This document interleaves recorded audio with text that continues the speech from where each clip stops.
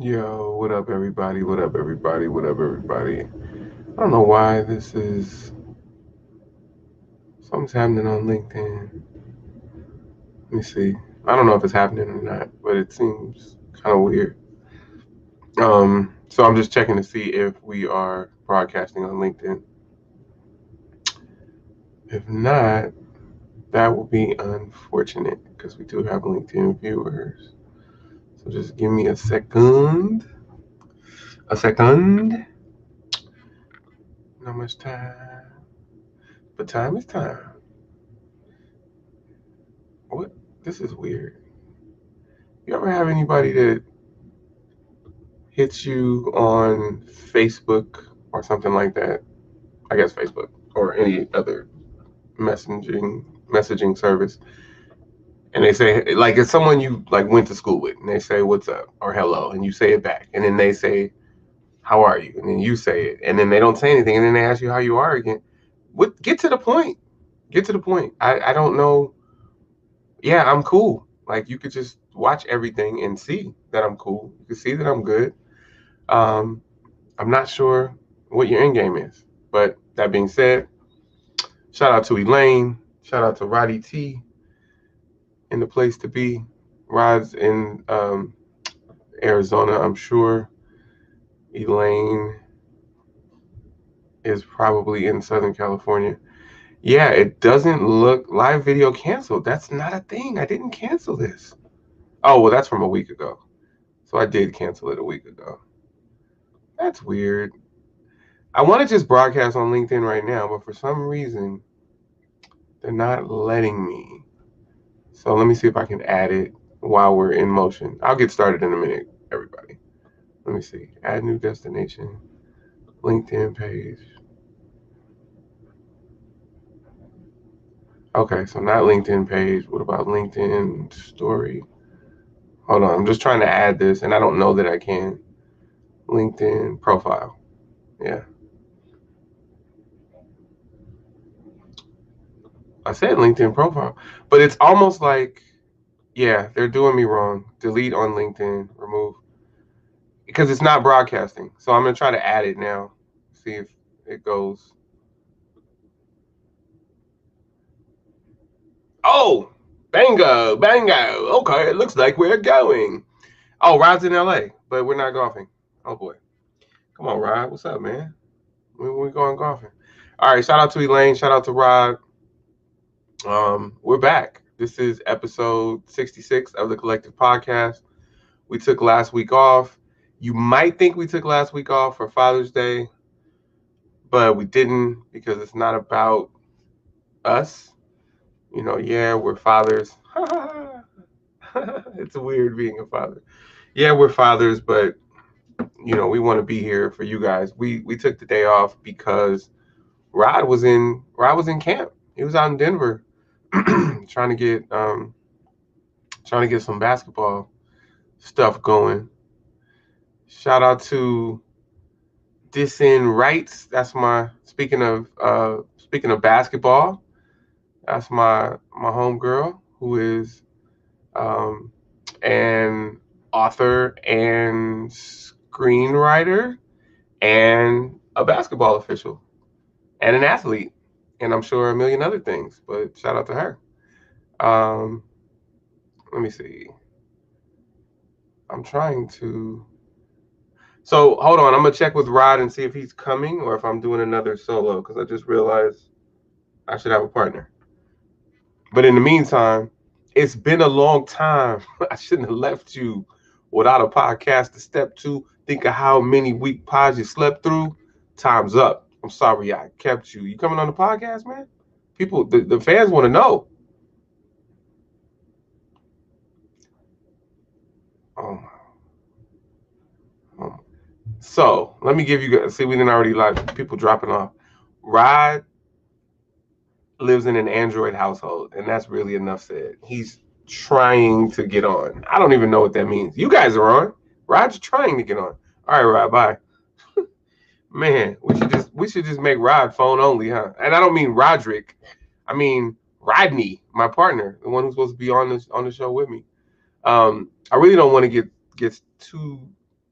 get rolling too much yet. Um, how's everybody doing? How's everybody been?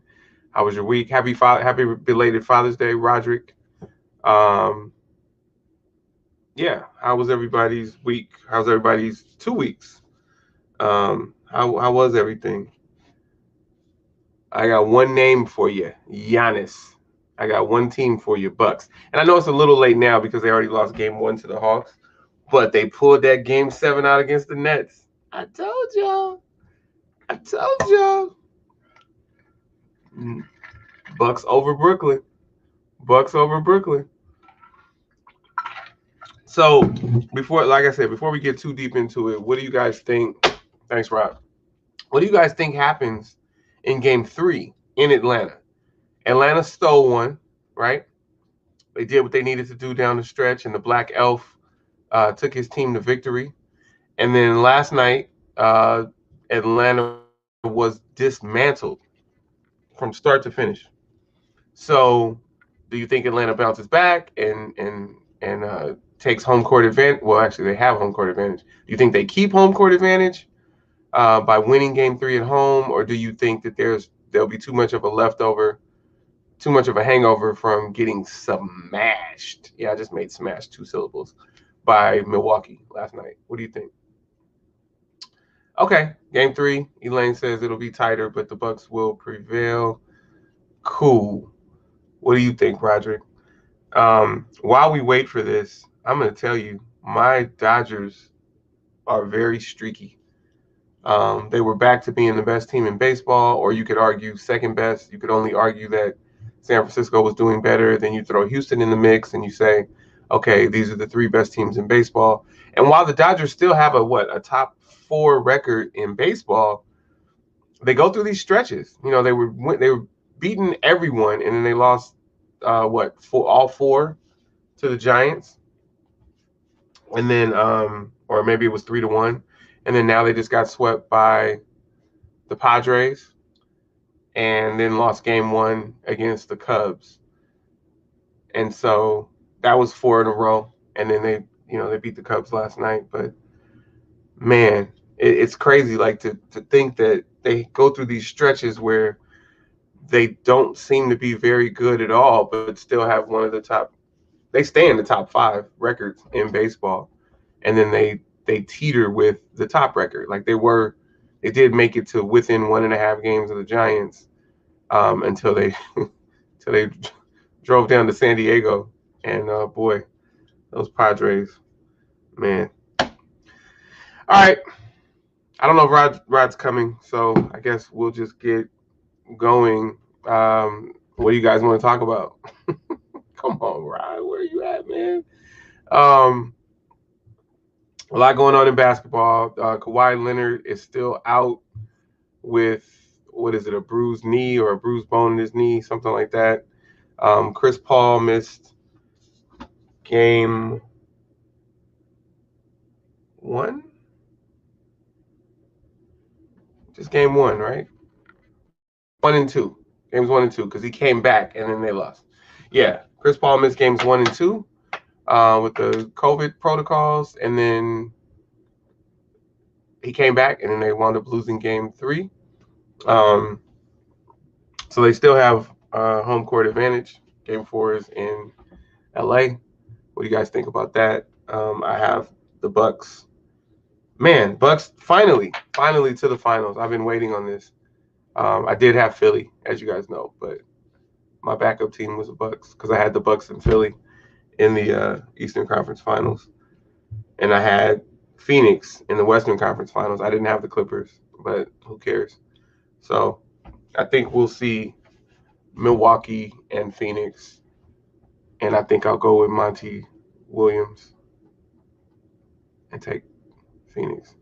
All right, I don't know what's happening. I don't know if Rod's coming or not. Let me just check with him again. He might have to just go on his phone because this is ridiculous.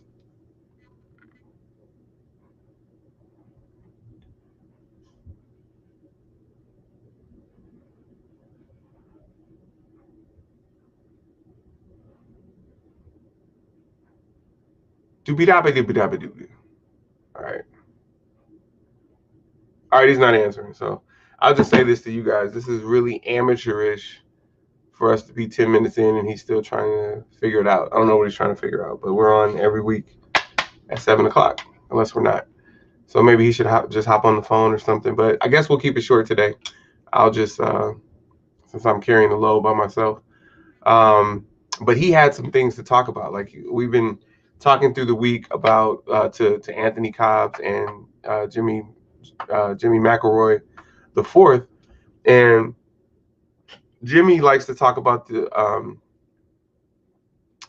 let's see, what does he call it? The Junior Woodchuck Guidebook? Yeah, Junior Woodchuck Guidebook.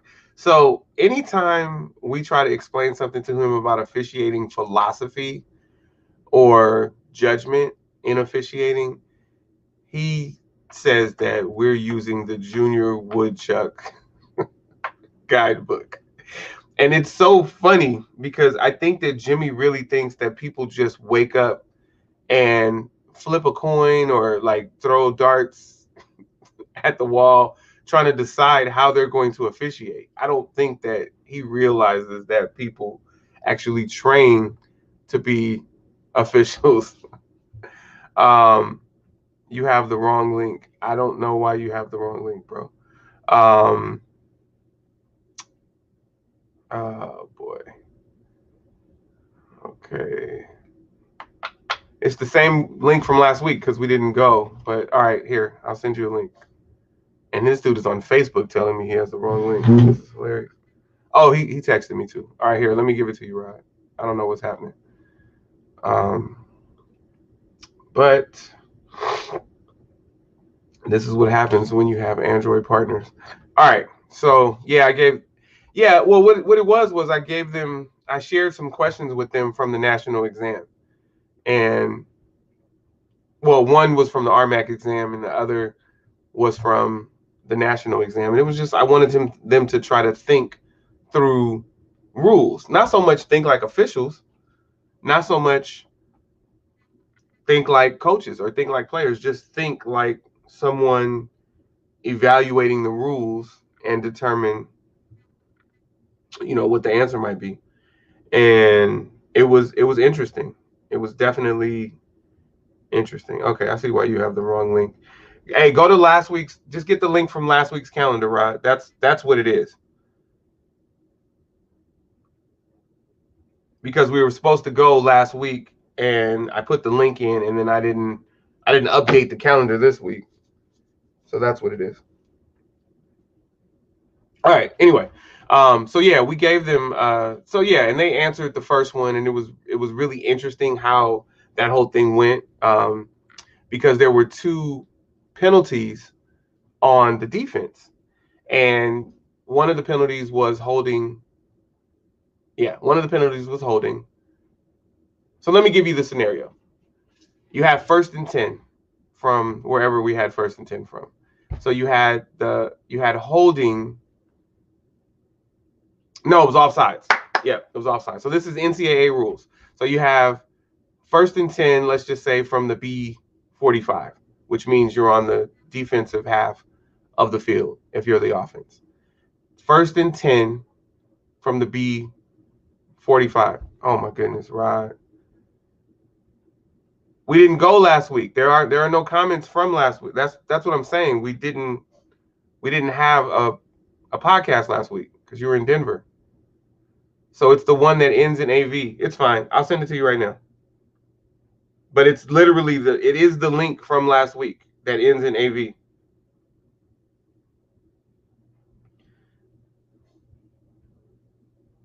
That's what I'm in right now. All right. So anyway, I haven't even been posting you guys comments. All right. So 1st and 10 from the B45, and we had offsides. So in the NCAA, we have someone in the neutral zone at the snap. He's not threatening the quarterback, so the play goes on. You just have a flag down at the snap. Then there was pass interference 6 yards away. So in the NCAA, defensive pass interference. Defensive pass interference, dang, we just had 3 people drop off. They don't want to hear about this. Defensive pass interference is a spot foul unless it's greater than 15 yards. So this was a 6-yard foul. It's an automatic first down. So you could either have 1st and 10 from the 39, from the B39, so going in, the B39, or you could have 1st and 5 from the 40 for offsides. Yeah, you can't. I can't blame it on Team Android because you're here. Well, I guess you figured it out, or maybe you just started early. Maybe you started getting on at 6:30, and then it just took you a while. But thanks for coming, Elaine. Team Android is man. I guess you figured it out, but Rod clearly can't. And well, anyway, all right, I'll save that. So the question to them was, what do you have, and what are you going to choose? So they both chose 1st and 10 from the 39. But then I was like, well, why don't you want 1st and 5 from the 40? And this has nothing to do with officiating. It's just that we have to think through what the options are, and then we have to tell the coach what the options are. Because if we just leave it up to the coach, and Jimmy's the coach, right? We leave it up to the coach. Then they're 1 yard closer, but they need 5 extra yards to get a first down. 1st and 5 from the 40 versus 1st and 10 from the 39. With that 1 yard difference, that's a no-brainer to me. But I'm not a coach. So we give the option to the coach, right? And then we see what happens. Look at him. He's so nervous. He's late, sweating, can't even see him. All we see is just Mr. Clean. Uh-oh. Okay, Mr. Clean. Talk to us. Make sure you got audio. I should have audio. Okay, he has audio. Hey! Oh, the captain! Hey! Look who's on, right? Where'd it go? The captain. Shout out to the captain. A UCLA legend, a UCLA legend, a college basketball playing legend, a college basketball officiating legend, and a retired captain of the Los Angeles Police Department. Shout out to Captain Anita Ortega. Oh, just an amazing person. An amazing person. And a hell of an official and a hell of an instructor when it comes to officials and officiating. So shout out to Captain Ortega. Love her. Rodney needs a ring light. Rodney needs a lot. Rodney needs Apple products. Rodney needs a better alarm. Rodney needs a computer. Like, Rod, come on, man. I need a new laptop. You are not impoverished. Stop playing. I'm getting ready to start a GoFundMe. Wait. Look at that. Elaine played against the captain in the police Olympics. Shout out. Wow. Shout out. But let's go back to this because I got a heart. Love a rules expert. Yeah. So anyway, we had to talk Jimmy and Cobbs through the decision making because, well, Rod, this is Rod's area. Rod really wants to talk about a lot of what went on this week in the NBA and all of that because we're still kind of confused about the call, the out of bounds call that with Beverly and Booker that went the Clippers' way, but to Cobbs and McElroy, the fourth, it's a no-brainer. And so McElroy tells us that we pull out the Junior Woodchuck guidebook anytime we say something or do something that he doesn't quite understand. I still don't know what that is. Yeah, I don't know what it is either, but I have a feeling it has something to do with like when he went camping as a child or he was traumatized from being in the forest or the woods or something. And so that he was a Junior Woodchuck, clearly. And that Junior Woodchuck guidebook is something that haunts him. But listen, we weren't on last week, and it would have been a pre-Father's Day episode. So I want you guys to know how fortunate you are to be here to wish Father Time a happy belated Father's Day. So Rod, Father Time, happy belated Father's Day to you because you are the original father of time. Happy belated. How was Denver, Rod? How was Denver? Uh-oh. Must be talking on the Android. Can't hear you. Than you. Denver was very hot Uh-huh. and then very cold. It was very hot and then very cold. Oh, okay. Yeah, that's all I can really say. It was burning up, and then I came out of my last game, and it was cold and rainy, severe thunderstorms. Um, and then with all the delays on Southwest and the cancellations, I thought I'd be spending another night, but they let my flight go. So I got here late Saturday night. Oh, yeah. But all in all, it was a good trip Okay. with Mr. Victor Dunhams. Oh, you okay. Wow, I know Greeley. Your daughter lives in Greeley. Okay. She lives in Greeley. Ooh, Yeah. We wow. we used to when I had that business Didn't with know that. when I had that business with your boy, we used to deliver to Greeley. Wow. Shout out to Greeley, Colorado. All right, Rod. Talk to him about whatever we're talking about this. Let's get right to it. Let's get right to the replay and the out of bounds. And I can't wait to hear what Elaine says about this. The deflection. I don't know if the captain is still on. Just the thought of it. Slowing, like going to slow motion for an out of bounds deflection. And so we're specifically talking about What boy would that be? Booker and Beverly.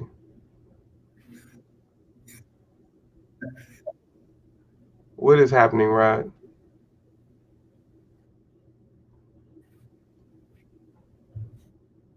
Rod's on tape delay. Goodness gracious. Always something with you, man. All right. Talk about Booker and Greeley if you can. You might have to go out and come back in. See what you got. Go.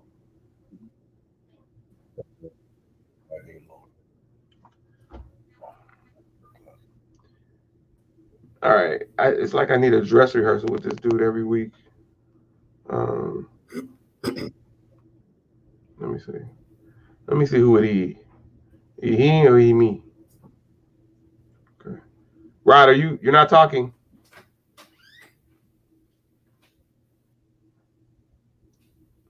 Rod?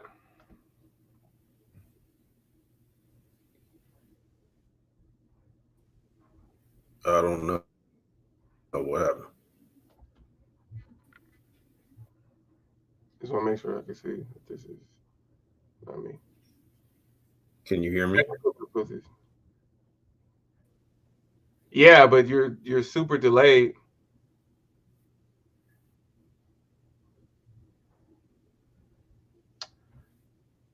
All right. Just go out and come back in. Booker. No, we're not doing that.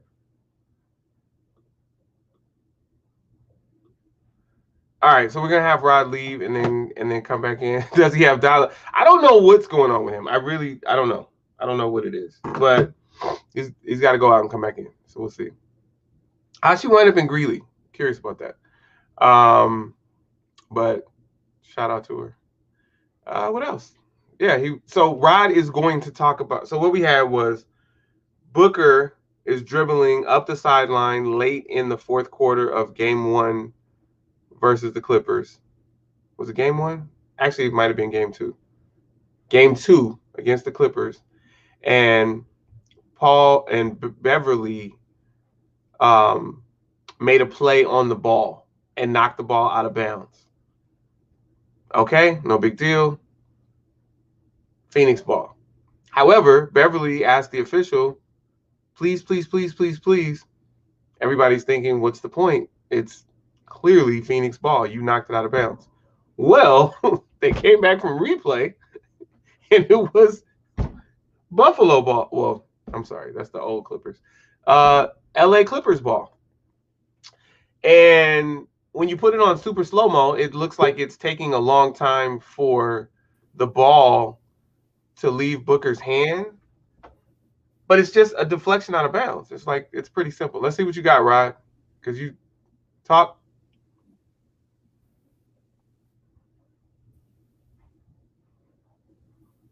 Yeah, can you hear me? Yeah, but you are super delayed, and your Can you hear audio. me? Yes, but you're super delayed. Is this Zaire's computer? You you might want to take it back to the early days and just do your phone. I know it's not ideal, but no, I mean I'm not even joking. Um, I know it's not ideal, but you are super delayed. It's not whatever's going on with that computer is not working. All right, all right. So sorry guys. So they come back from replay and they go super slow mo. Well, I mean I don't know. That's what they do at that level. Anyway, they award the ball to the Clippers. And then now the world thinks that that ball was out on Devin Booker, and I just don't see it. I don't understand it. I my training, and maybe I'm missing something. My training tells me that at the levels that I work, that ball would stay with the offense. But it opened up a whole can of worms, and we were talking to Cobbs and McElroy, and mostly Cobbs was just an observer, and McElroy was the one. But it opened up a can of worms because he doesn't understand how that could ever be Phoenix ball. And what I'm explaining to him is if we're going to award that ball to the Clippers on that play, then you basically need replay for every time the ball goes out of bounds. Or you just have to award it to the defense every single time. Because the naked eye cannot see what you think you're seeing in that play. Like that's just a deflection out of bounds by the defense. That's it. So it's a weird thing. Hi, babe. I'm recording. So it's just a weird thing. I'll come get you. It's just a weird thing, and they're just, I don't know. But you have a number of plays that are like that, and they don't normally go that way. Daddy, But did you buy pouches? No, honey. It's 7 o'clock in the morning. I haven't gone anywhere yet. I will get them, but I'm also recording. So excuse me. I'll come get you, and I'll get the pouches. All right. The pouches are definitely more important to the podcast, more important than the podcast. Thought you guys knew. All right. So you would literally have to have a replay every single time the ball goes out. And I mean, that doesn't make any sense. That our training doesn't tell us that. Yeah. Yeah. So I don't know. It's just it was one of those things. Like I didn't see that coming. Even though Van Gundy kind of prepped us, he was like, there is a world in which and I'm like, ha ha ha. And then the next thing you know, Clippers. Like, what are you talking about? So it was weird. Then I thought later you had in the same game, you had a deflection off of two people at the same time. And they originally awarded the ball to Phoenix, but then another official came in and said, no, it was off of Phoenix, awarded to the Clippers. I don't know why they didn't go to replay on that. Like it's like you went to replay on the routine play, but then didn't go to replay on the one where you have the two people together. And in the ruling is if it goes out on two people at the same time, it's a jump ball at that level. In the NBA, it's a jump ball. So I thought it was bizarre that there was no replay there and that they didn't just call a jump ball when you clearly had one person think it was for Phoenix, the other person thought it was for LA. I thought it was peculiar, and I thought it was deflected by both of them at the same time, so it should have gone to a jump ball. But I don't know. So, all right. So let's see. Now, are you talking about when you say the same scenario? Are you talking about The Booker Beverly one, or the one where it was deflected by two people at the same time? Elaine. I just want to put this back up there because we want to know what Rod has. Like this, we don't know what this dude is doing.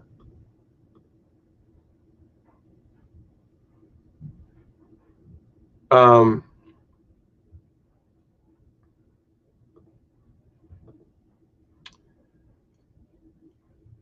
really? Okay. I don't remember that play from last year's playoffs.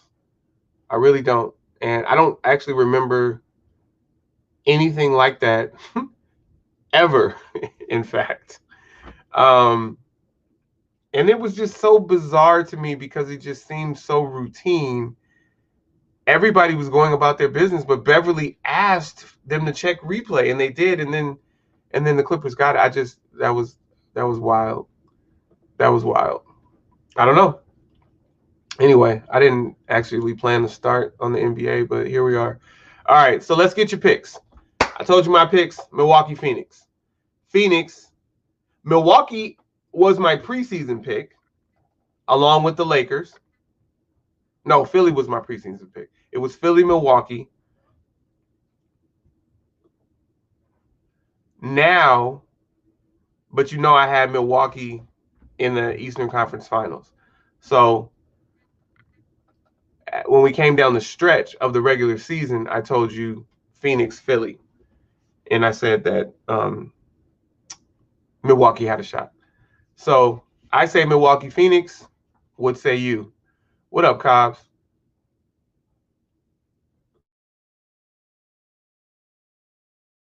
What say you? I know that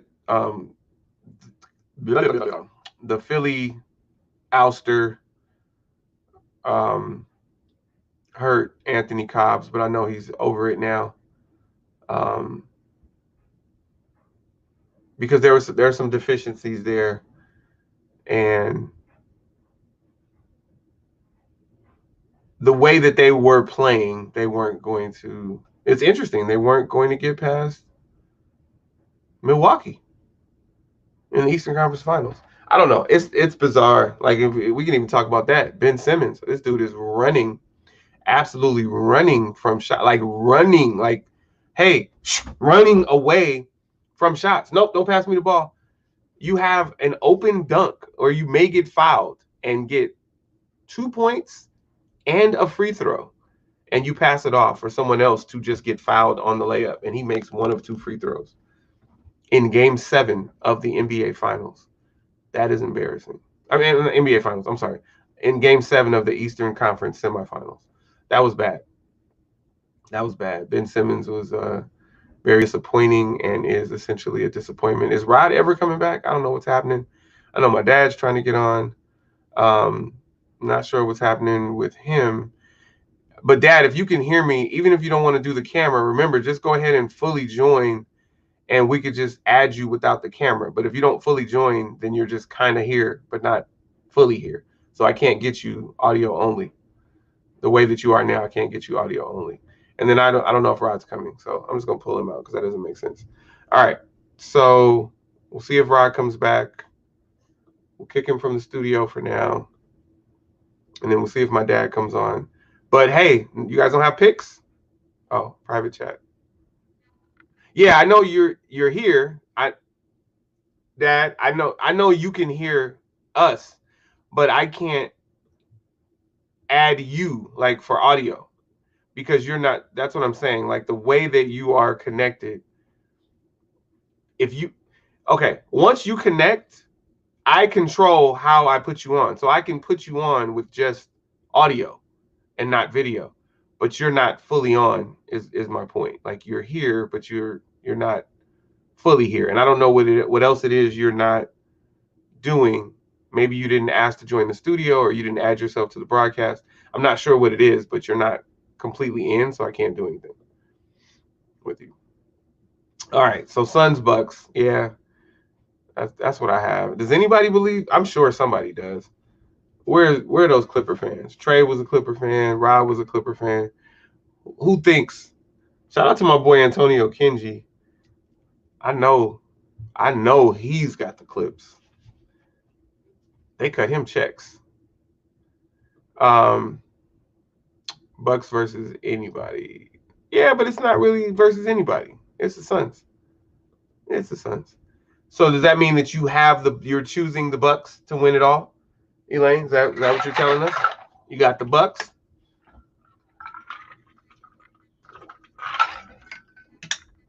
All right. I think I'm finally at a point where I forgive Jason Kidd for his transgressions against Byron Scott and basically dismantling that wonderful, wonderful New Jersey Nets squad that went to 2 consecutive finals. Um, I guess he's now forgiven. And so congrats to him on becoming a head coach again. It looks like Chauncey Billups is locked in to be the Blazers coach. Jason Kidd is the Mavericks coach. Um, not Terry Stotts. Rick Carlisle is the Indiana coach. What are the other openings? Oh, somebody's the boss. Oh, Ime Udoka is the Boston coach. Wow.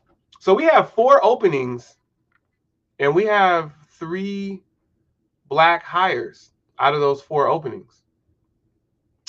That's a good start, y'all. That's a good start. In our final 4, I don't know if you guys know this, but we have 3 of 4 coaches are black. Is that right? And what was weird was you had the Milwaukee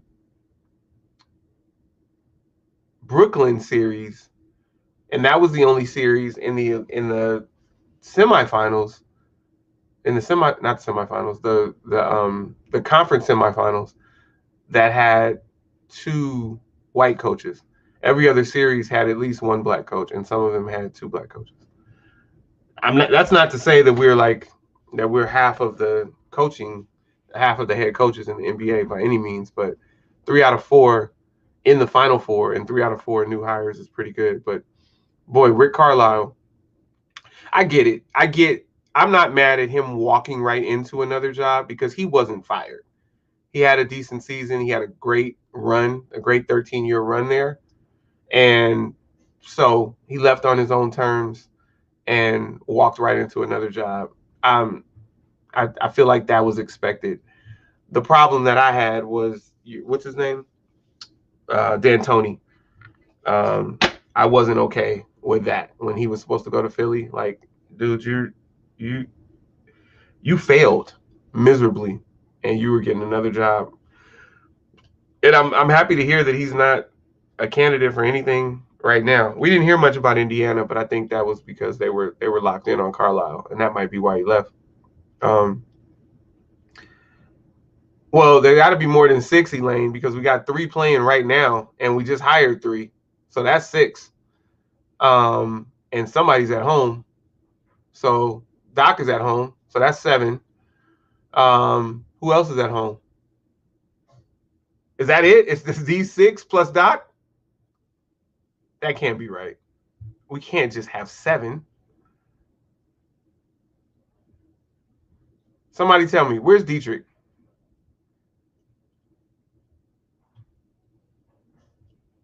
No? All right, think about it. So, black coaches right now, we have Tyronn Lue. We have what's the Phoenix coach's name? I just said it and I forgot his name already. Um, the Phoenix coach, help me out. I'm drawing a blank. In the other series, we have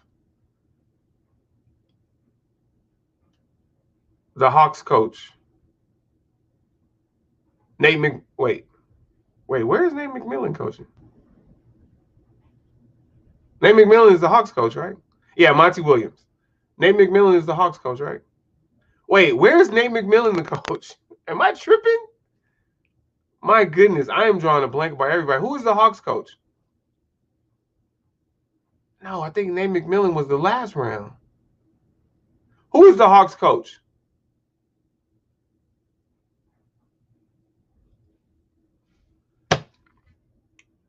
So Rod, you just gonna talk on Facebook? You're not gonna come back to the podcast? So it is Nate. All right, cool. Hey, that's what I'm saying. All right, so you got Nate McMillan, Doc Rivers. That's two, right? Because Nate just beat Doc. Nate McMillan, Doc Williams, Doc Rivers. That's two. He's the interim Hawks. Well, okay. Nate McMillan is the Hawks coach. I don't. They need. Okay, they just need to sign it and give him more money. But he's the Hawks coach. You can't do anything with him at this point. Nate McMillan is a beast. All right. So Nate McMillan, Doc. You got Ime Udoka. That's the East. That's the East. Then we have Tyronn Lue.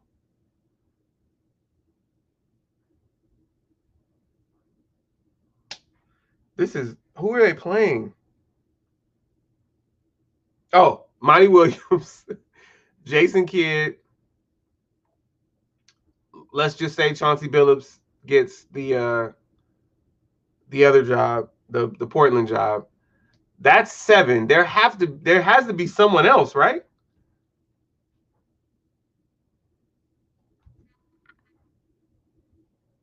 This is wild. All right, I have no help. NBA black coaches. Ha la la la la la la la.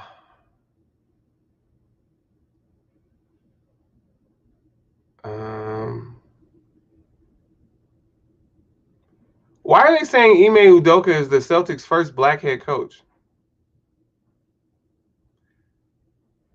Okay, that must be.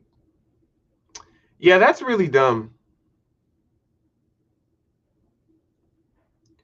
It's dumb for someone to say that he's the first black head coach.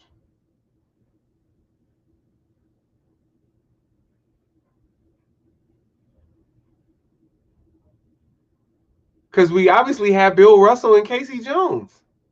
ML Carr, Doc Rivers won a championship. Like what?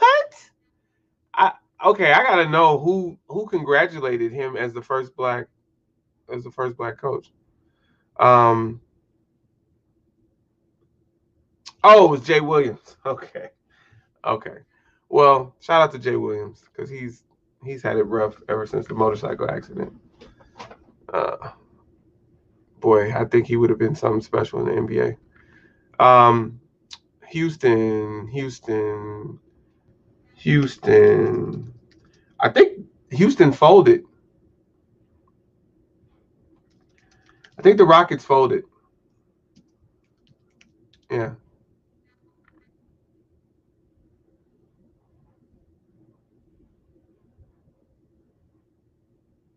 So it was Steven Silas, but didn't he? I want to say he got fired. Didn't he?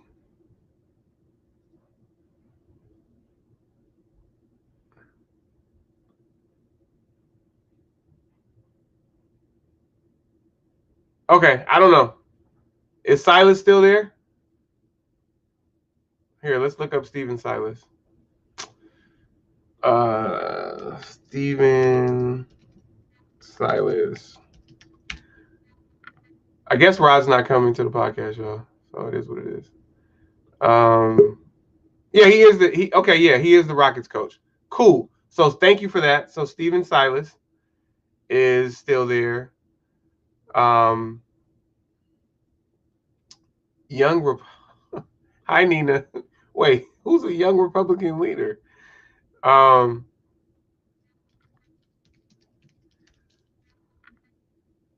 need y'all. All right, so that's 8.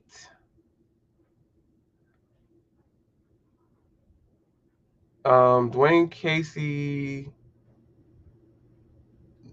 Yeah. Okay.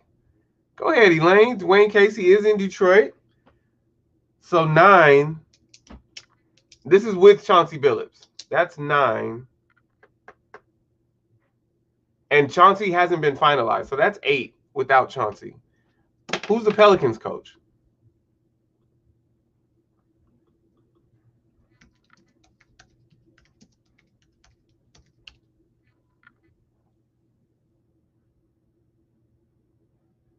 Wait, Trajan Langdon is the general manager?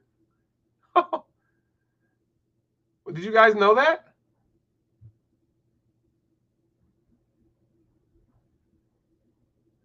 Wow.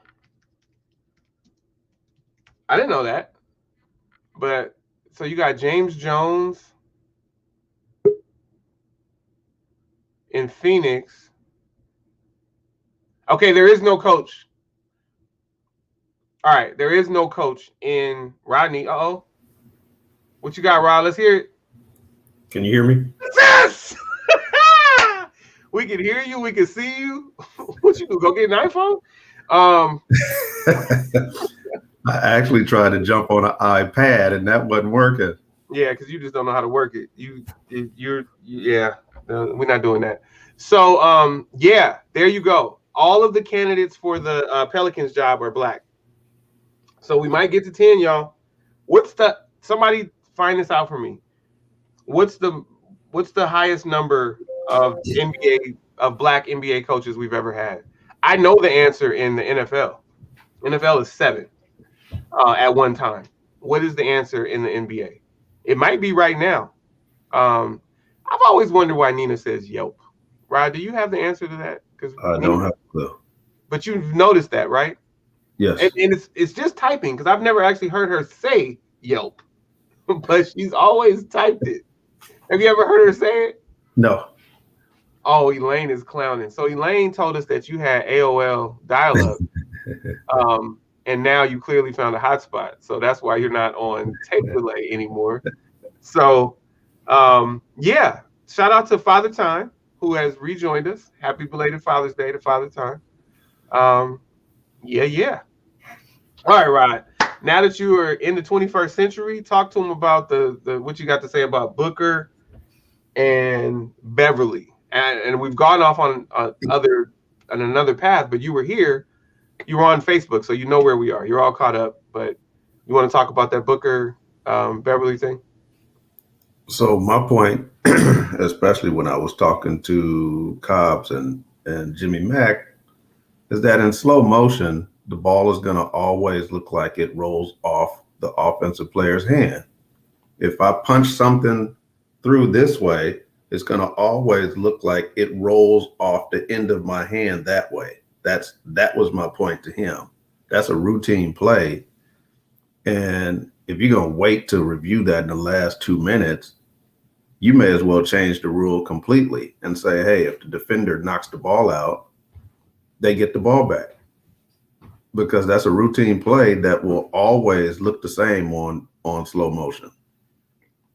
If there was no slow motion, or if at any other point in the game, they would have just said, no, we don't need to review that. It's going to be the offense is going to keep the ball. That play happens at least 5 times a game. And it's happened in every other playoff game where it was just a routine play. Why they would even pay attention to Patrick Beverly asking for a review is beyond me.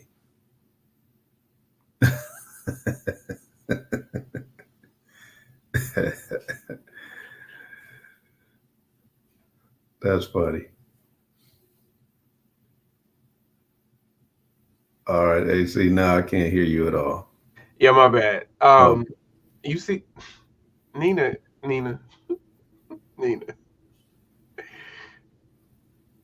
Okay, Beverly annoys Nina. We're gonna leave the other part out. Rod looking like Eddie Murphy and Holy Man. Hey man, I gotta protect his hairline, baby. Right. But Elaine, come on, like. And there was no double action on that play. Yeah, that's the thing. Kind of double action where he kind of, tried to reach for it and get it. I would completely understand, but that was just a routine punch the ball out of bounds sideways from the side. Yeah. Get the ball back. Yeah. Just routine. Good morning, Cheryl. Yeah, just routine. Just routine. And what I'm saying is, if we're going to, the games will be 7 hours. Because if we have to replay every deflection out of bounds, Rod is saying 5 of them. I think that there are more than that. But if there are 5, then we're adding 15 minutes of game time, and it would just be nuts. So Dad, what it's saying specifically is you need to connect your mic and or camera. So I think you have to hit allow or something like that because neither are available. And I just need you to make your mic available because if your mic is available, I can add you. But it says they will need to connect their mic cam before you can add them to the stream. And I can't troubleshoot with you right now. Maybe I don't know if Danielle can, but or maybe you can get Brianna. Brianna's at the car wash. You can maybe have her help you connect. But we just need your mic to connect. All right. Go ahead, take Cobb's question. Is it the same rule off the leg on a swipe down by a defender? I'm not sure I understand that. If a defender swipes down and the ball goes off your leg, then the defense will get the ball. Yeah, it's not. Well, Elaine, I'd like for you to. So listen, it may be a great question. I don't really understand because you're not dribbling with your leg. If there's a deflection or a swipe and it hits any other part of your body, then yeah, it's off of you. Like that's it. And that happens not as often, but it happens a lot. And that's why officials need to be in a great position to see everything that has happened. But yeah, if it hits any part of your body, that's out on you. And a lot of times, well, that actually happened in that game near the end line. One of the bigs had the ball and going to the basket. Defender swipes down, knocked it off his knee, but they didn't have to review it. They just gave it to the defense, got the ball.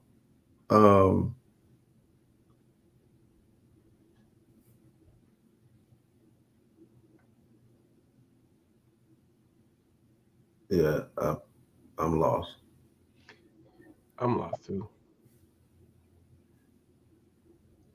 So yeah, Cobbs, yeah, if it hits the leg, anything other than the hand. And the other thing is what Rod keeps talking about, if there was double action with the hand, then that's one where we double action with the hand that the official misses, and Beverly's like, no, it went off his hand, replay. That's one thing, but just the normal deflection, it's so bizarre. Yeah, but okay, so let's say that is the rule, that they can only review those in the last 2 minutes. You still have a stupid game the rest of the game if that's the new rule. That's my point. Right. That's what I'm saying to you, Elaine. You can't, just because you can replay it in the final, in my opinion, just because you can replay it in the final 2 minutes doesn't mean that it's okay to call it a different way the first 46 minutes. Right. That's inconsistent. And that's what Rod and I are saying. Like if we're going to say that replay means that that's Beverly ball or that's Clippers ball, then we just have to change the rule or the way that the rule is interpreted. Like anytime anybody hits the ball, like you got to protect the ball. If that other player hits that ball from you and it goes out of bounds, it's his ball. Right. Or her ball. Like that's what we literally have to change the rule to, because that's all that happened right there. That's what we're saying. Yeah. So the other thing is with Giannis's free throws. Oh, he hit me up and told me to tell you how to pronounce his name. Giannis. Okay. Take it away. Tell him thank you. Okay. So the biggest thing I noticed on that play, on those free throws, is that the center is not given a visible count. I watched it several times because the crowd is yelling 1, 2, 3, and the media, they will actually put a little timer on to see how long it will take, which is pretty much showing up the officials. But the official needs to use a visible count so that there's no question that he's actually counting to 10 instead of just guessing and Right. saying, yeah, well, it feels like 10 now. 10. Well, and to Rod's point, mechanically speaking, at least at the levels that we work, you can't have a 10 count. You can't have a 10-second violation without having a visible count. If we're not counting, we can't get to 10. It doesn't matter. It could be 30 seconds. But if I don't have this count, we got nothing. Now, I'm not saying that that's that level, but I know there needs to be a visible count. Yeah. That was the biggest glaring problem that I saw when I watched a Bucks game. Um, And my follow up, oh, shout out to Crash. Okay, I see Crash came through and liked the podcast. Um, and here's my thing, because Rod and I see the player Giannis completely differently. But here's my take on the free throw situation. We got the 2-minute report from the NBA that says that there should have been 2 10-second violations on Giannis, so they got that wrong. Well, here's the thing. The NBA, by all accounts, doesn't want the 10-second violation called on anyone. right. That's why we don't have any 10-second violations. And that's And guess probably why what? they don't use a visible count. And guess what? If you were to call a 10-second violation on Giannis, he would never get another one because he would just make the adjustment. And that's the other thing. Like they let him go through this routine a lot of times before they give him the ball, and then he still takes a long time. Well, he's going to take as much. Clearly, he's going to take as much time as you were going to let him take. But he doesn't need to take all that time. If you told that man he had 7 seconds, he's not in some kind of situation where he's going to take more than 7 seconds.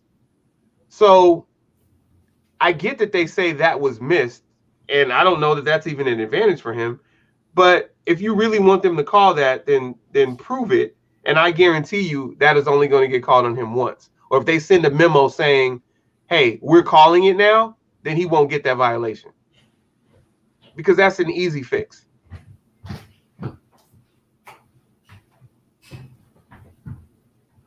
Well, here's the thing. I doubt they do. I don't know. At our level, so we don't have a at our level, when we use replay, even if we have a command center, it's just about getting the call right on the court or on the field, and there is no you don't get knocked for it. Now, when you say these are actually being overturned, I don't know how it works, because ultimately the command center, I think, is the one that, like, whoever's in the command center is the one that's making the replay official in the command center is the one that is ultimately making the determination. It's not even the players. I mean, it's not the officials there. So I don't know, Nina. I don't know how that works with them, but I would imagine the idea is just to get it right. And so they probably don't hate the replay because they feel like they're getting it right. I still don't understand that the sideline play. And I also don't understand how they didn't go back and look at the play that Rodney calls a great call that I disagree with. The one where I thought both players were deflecting it at the same time. I don't know, even if Rodney says it's a great call, I don't know how you don't go to replay on that. When it was originally ruled Phoenix ball, then another official came in and said, no, it was deflected by him. It's Clippers ball. It was so close that you went to replay for the routine play.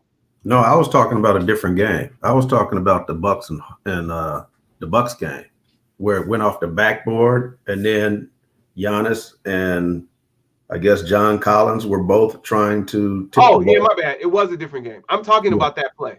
Okay. I thought that was both of them. And that's right. It was a different game. I thought they should have gone to replay on that. And I thought it was off of both of them. So I thought it should have been a jump ball. So, okay. Let me see. What your boys say?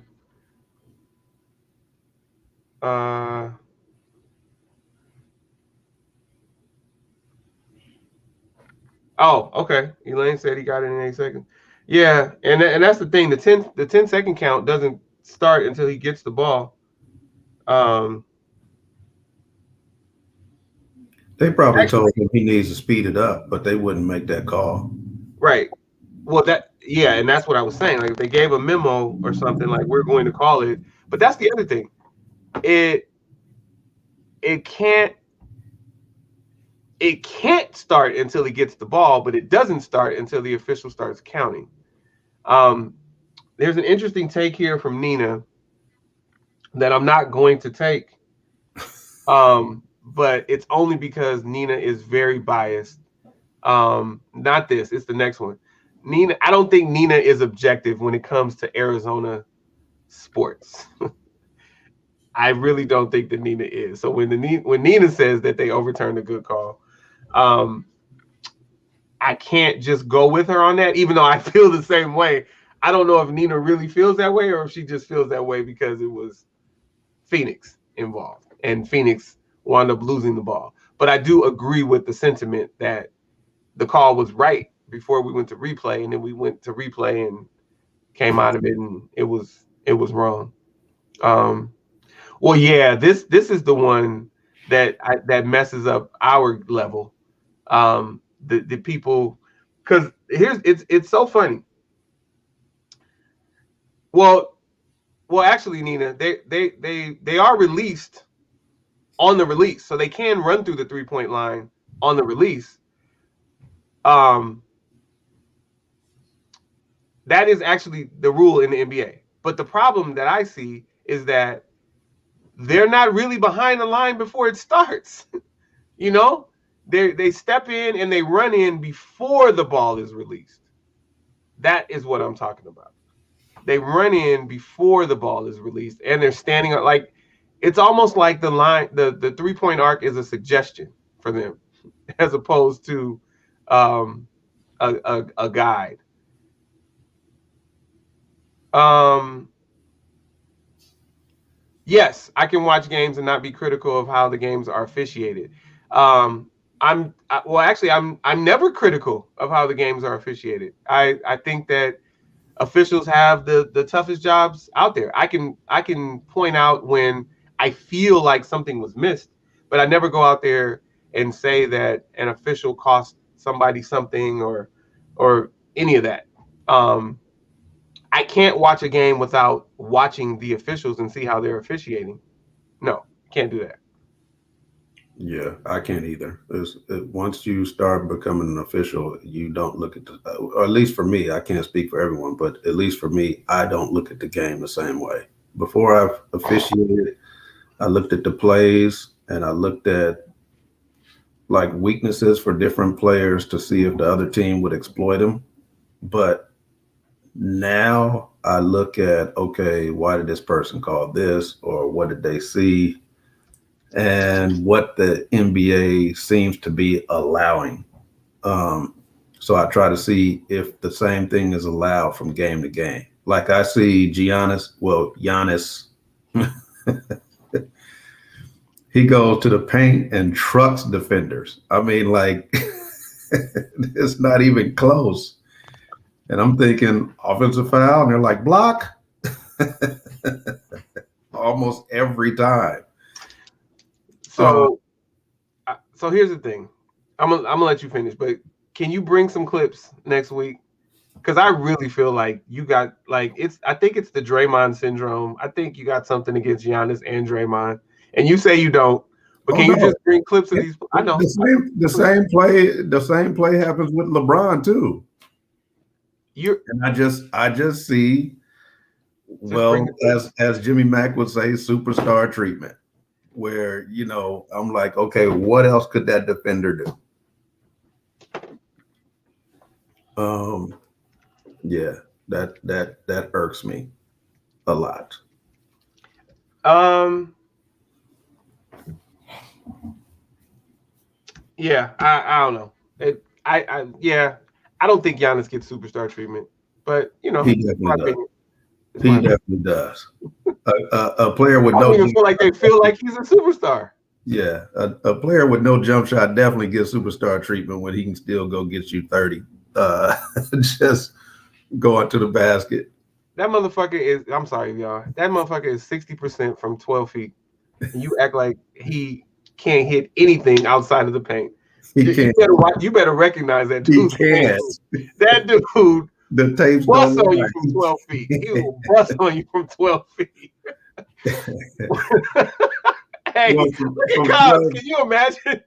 Can you imagine if they had streamers and balloons and they're from just like 12 feet, he's basically laying the ball in from 12 feet. because Anthony Anthony Cobbs is funny and Rodney is funny and Elaine is funny and Nina is funny and Giannis is funny. But babe, I'm on the podcast. Let me finish up. I'll be out. I'll be down there in a second. Okay. Can I get a snack, please? A snack Yeah. before breakfast? Okay, go ahead, Kayla. I'll be down in a second. Go ahead. What can I do? I can't stop the podcast, and Brianna's not here, so Hey, man, you yeah. gotta give up that snack. Daddy, where's mommy? She, babe, I'm on the podcast. She went to go get her car washed. All right, thanks, Cobbs. Thanks for coming through. Yeah, Elaine and I are. Yeah. So, Look well, at, okay, now I won't deny that he balls. That's not the question, whether he balls or not. But at least twice a game, he will turn into a Peterbilt and Just he will twice? trick someone. just twice. At least twice. Just twice. All right. What else you got, Rod? Because this, I'm so happy you joined us. Because I didn't have it today alone. I did not have it today alone. Let me see. Free throws. Truck Peterson. Ball out of bounds. Rock Peterson. Give us your picks, Rod. Who you have? I know you're you still going with your Clippers from last year. You renewed that vow to see the Clippers win a championship. Well, no, I originally, like you said, Phoenix and Philly. With No. Philly I'm talking about last year when you chose the Clippers. I'm saying, No. did you pick that back up? This Clipper team is the one I expected last year, and for whatever reason, I don't know. So you got Phoenix and Atlanta. I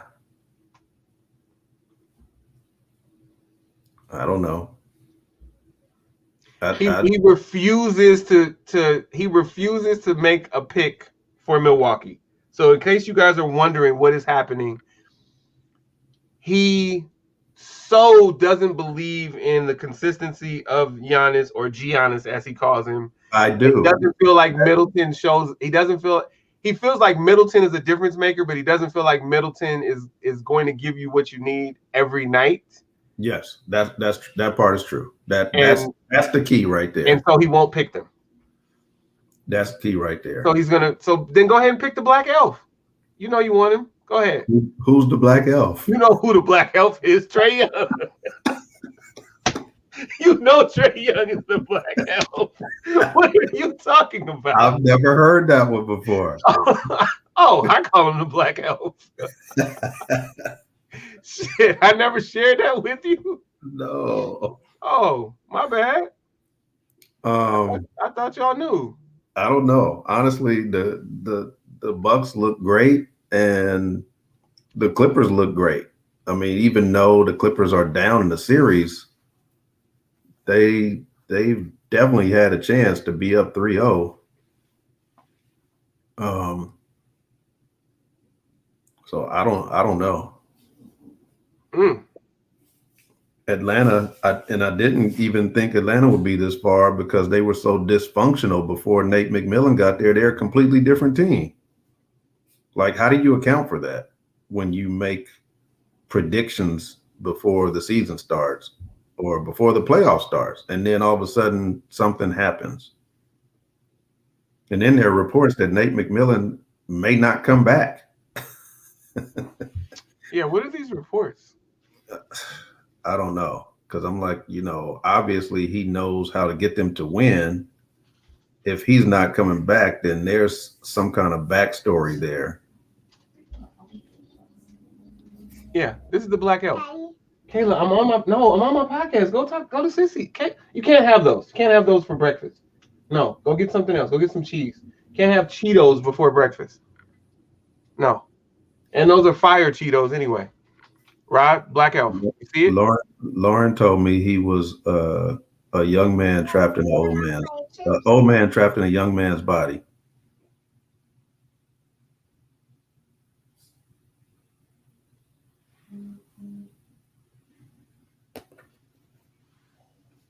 He definitely looks like a black elf.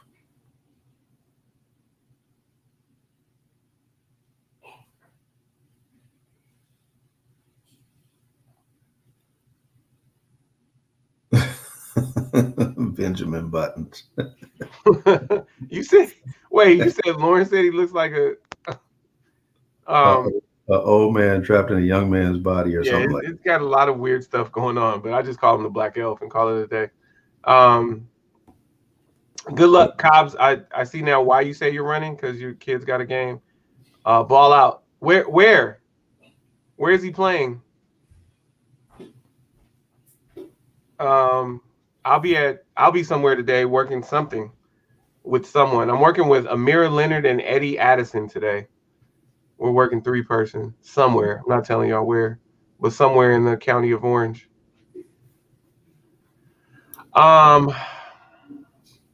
It's not so hard to say Bucks, Rod. Well, Rod doesn't want to say Bucks.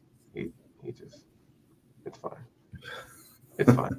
You don't have to say the Bucks, you know. But yeah, the Black Elf. The Black Elf is we don't want him to continue winning. That's funny. Yeah. All right. Anything else in basketball? So Rod, you say I think you just said the Clippers. Wow.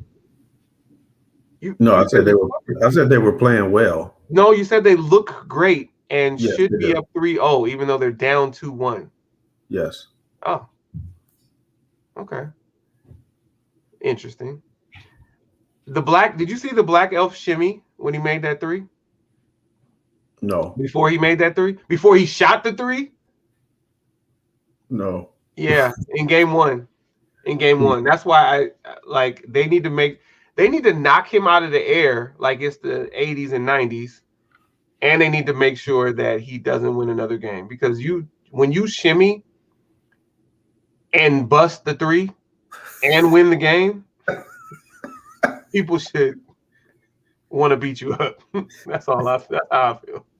Okay, so how do you feel about the proposed changes to rules as far as his play, where he stops on a dime, and you and I talked about that, but just for the podcast, he kind of stops on a dime, and then the defender crashes into him, and then he, gathers and goes with the shot and gets to the line for a potential and one, or even if they don't give him shots and they give it to him on the floor. What's your take on that? Okay, hold on. Let me get caught up real quick. Okay. Yes, it was embarrassing. I don't know that it was hot. See a Black Elf shaking before shooting a shot, not so hot to me, but definitely embarrassing for the Bucks.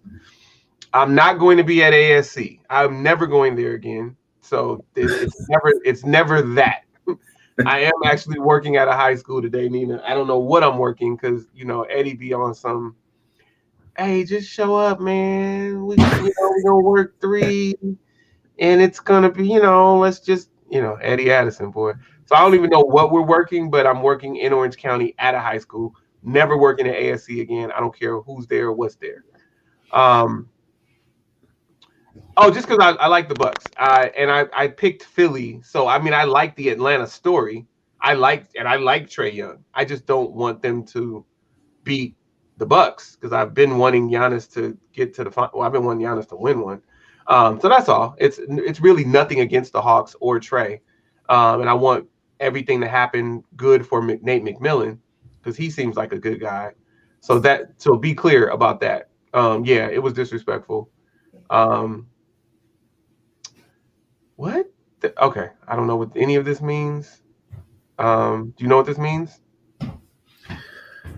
This is Nina's 4th reference to someone's looks on this podcast. Yeah. All right. So going back to Rod's question, so you're telling me that you're going to change the rule where a person dribbling the ball can run and then just stop. Yeah, that sounds, I'm not on anybody's rules committee, but that sounds stupid as hell to me. He should be able to run and stop. You just shouldn't run behind him, or you should run a little slower so that you don't run into him. What's wrong with that? Unless I'm missing something.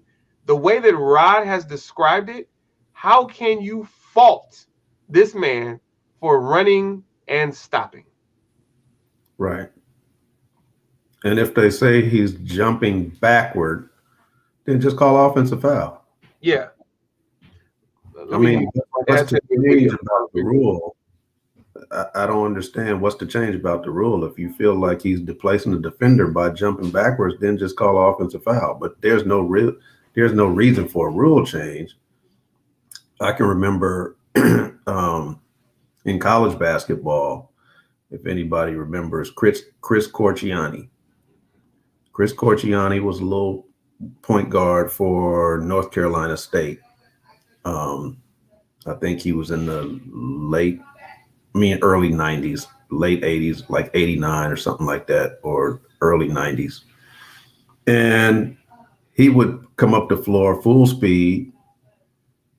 He would get in front of the defender, and then he would just hit the brakes and let the defender crash into him, knock him down, and they would call a foul on the defense, which they were supposed to. Dick Vitale said that's the greatest play he's ever seen. I used to hate it, but looking back at it, Chris Corchiani was getting the opposing point guard in foul trouble within the rules. So it is what it is. I mean, if you have to find a way to defend it, Elaine says the leg kicking. Well, here's the thing. I don't think you need to change the rule. The rule is the rule. Like, they shouldn't be able to kick now. Yeah. That's an offensive foul. Because towards the end of Reggie Miller's career, who was a constant leg kicker, they started calling him for offensive fouls. Hey, listen, man. We're going to keep bringing this dude up. Every time we bring him up, we've got to talk about the assault on Greg Anthony.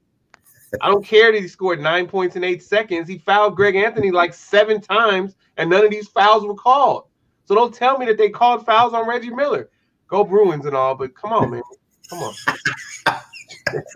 I love the love-hate you have for him. Man. He's a Bruin, so you got to limit what you say. Man, that goodness. That's exactly why I use him. Reggie Miller. My goodness. But yeah, he was a leg kicker, and once they kind of got hip to it, I always tell people, especially with the NBA, players are constantly trying to trick the officials. And people don't realize that you have 400 people trying to trick you every night, some kind of way. Whether they're finding a loophole in the rules or they practiced and came up with something that will, help them gain some kind of advantage. They're like criminals. And officials are constantly trying to make sure that they figure it out. It's a never-ending game, and it's probably going to get worse, So it's not an easy job.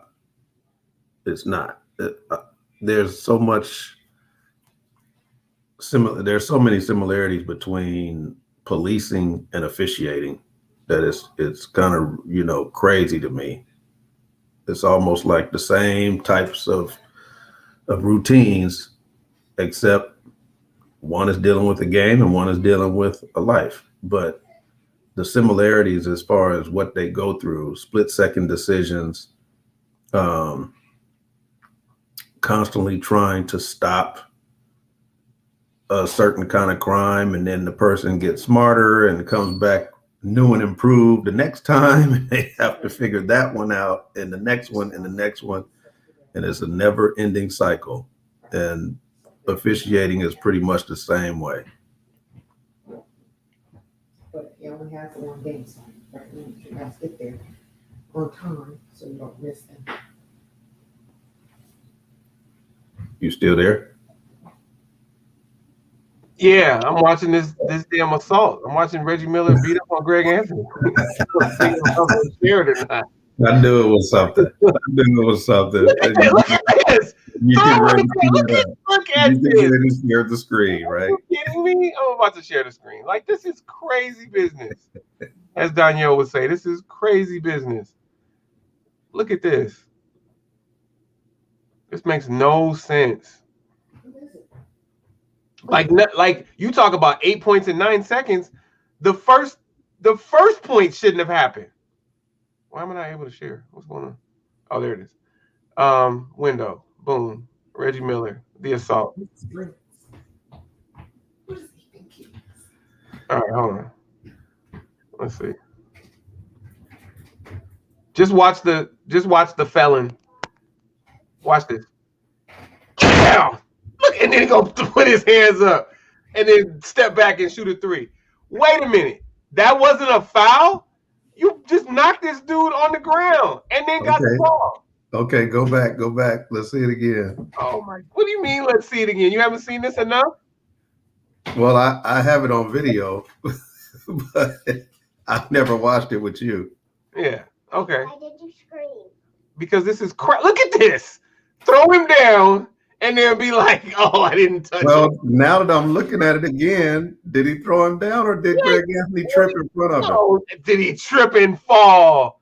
Listen, we know all about momentum. And if you're going one way and then you get a nudge, even a gentle nudge, that's a foul because you have been. Look at that. Did he trip and fall? Yeah, Rod. He tripped and fell from a push.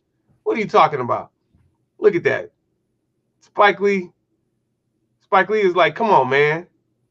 Daddy, What? why were you screaming? Kayla, I'm on the podcast, honey. I'll be down there in a minute. You can't keep breaking in. I was screaming because Reggie Miller is a felon and he got away with felonies.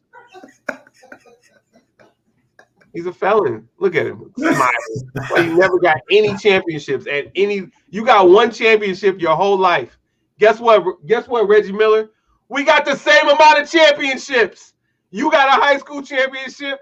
I got a high school championship. And I got 2 because we got state also. Ha! 2 rings to your 1, Reggie Miller. I don't care about you winning this game. Destroying the chances. You sucker. All right. Enough about Reggie Miller. Did you know Reggie Miller? I mean, shout out to Reggie Miller. Go Bruins. Did you know this dude has 1 ring? Like Cheryl Miller won 4 in high school. She won 2 in college.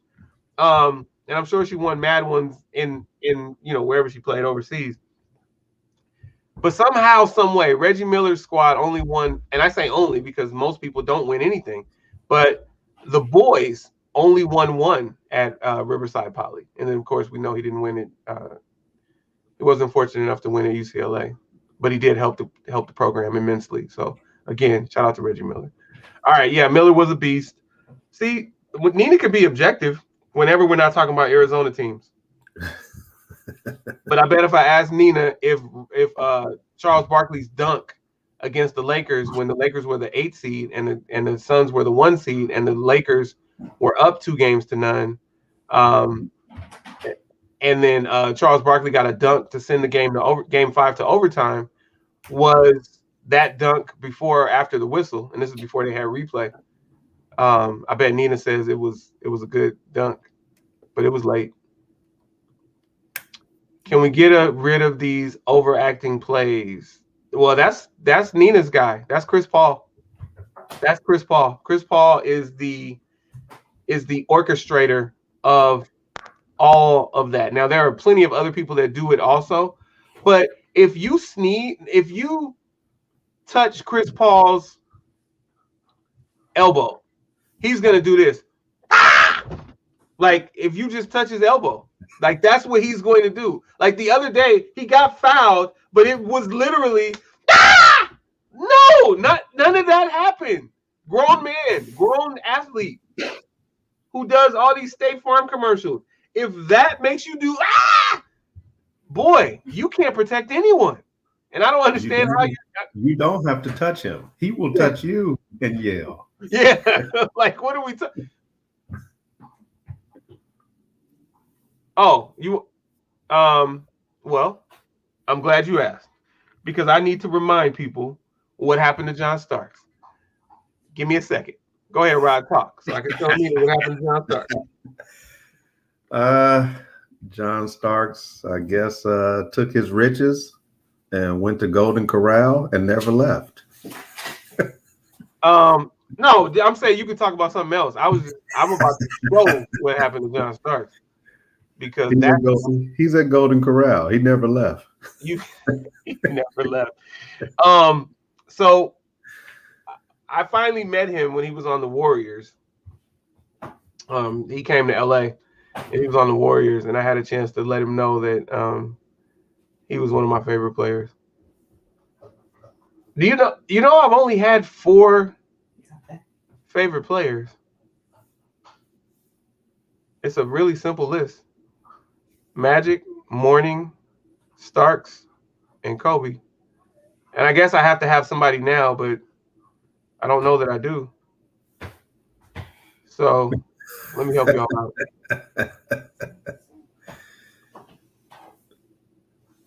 I mean, who would it be now?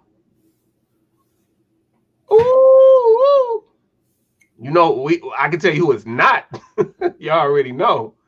It's not anybody in LA. This is what happened to John Starks. John. Oh my goodness. This is what happened to John Starks. I'm sorry, I can't talk. All right, Nina. In case y'all forgot. My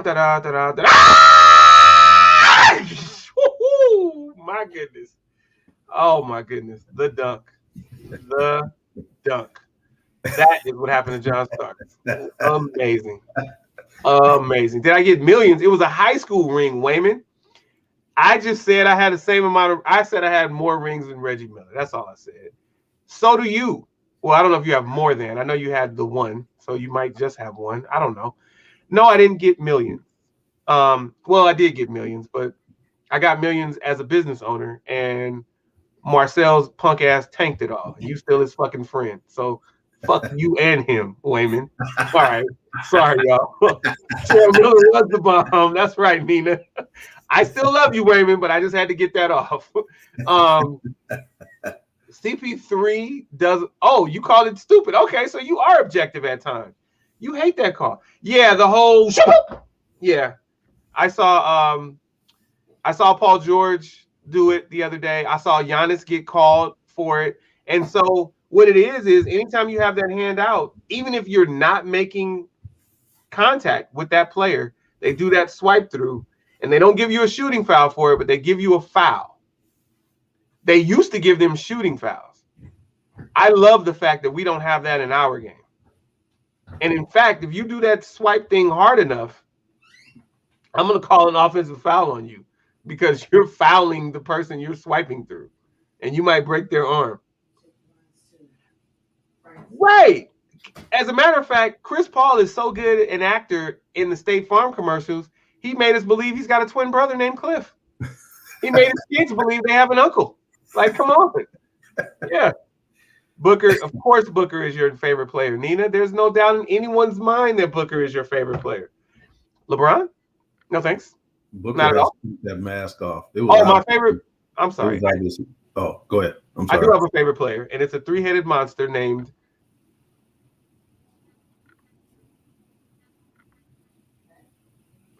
Curry Thompson Green. That's my favorite player. Y'all already know.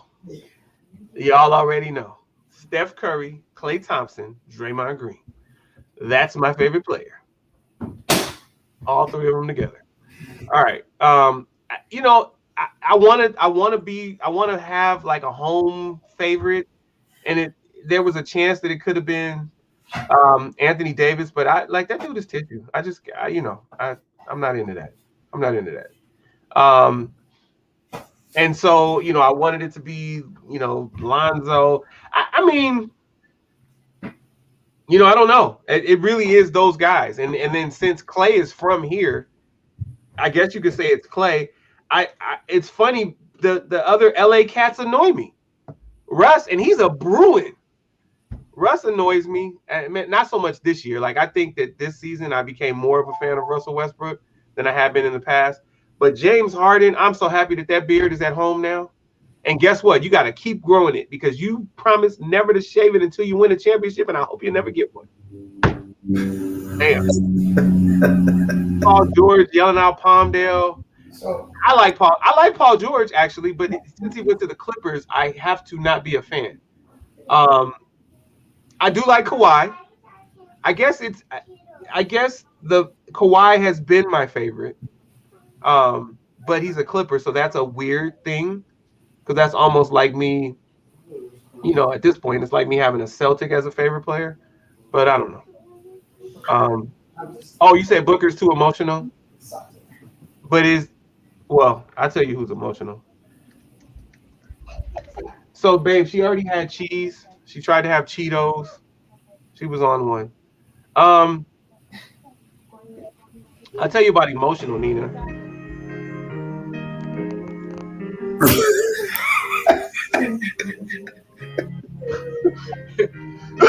The Lakers have been gone for so long. We haven't had a tender love update.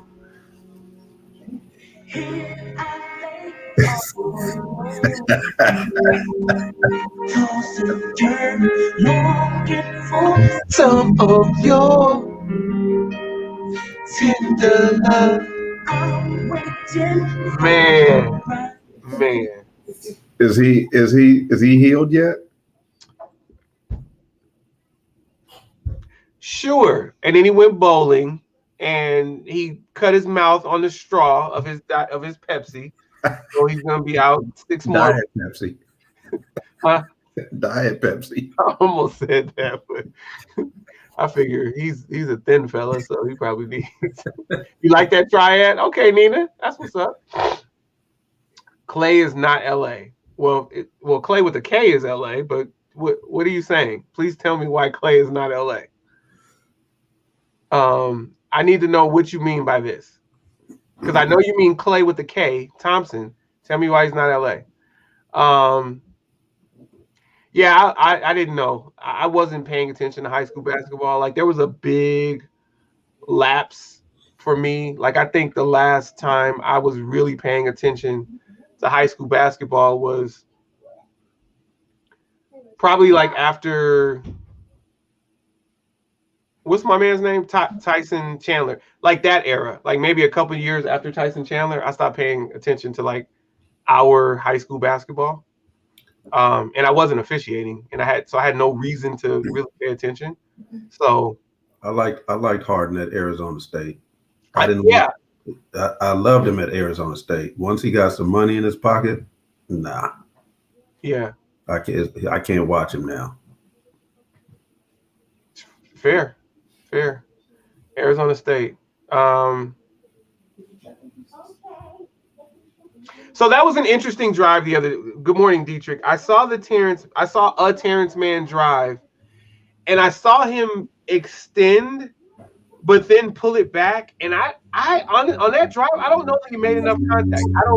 If you say he does it all the time, I'm not surprised.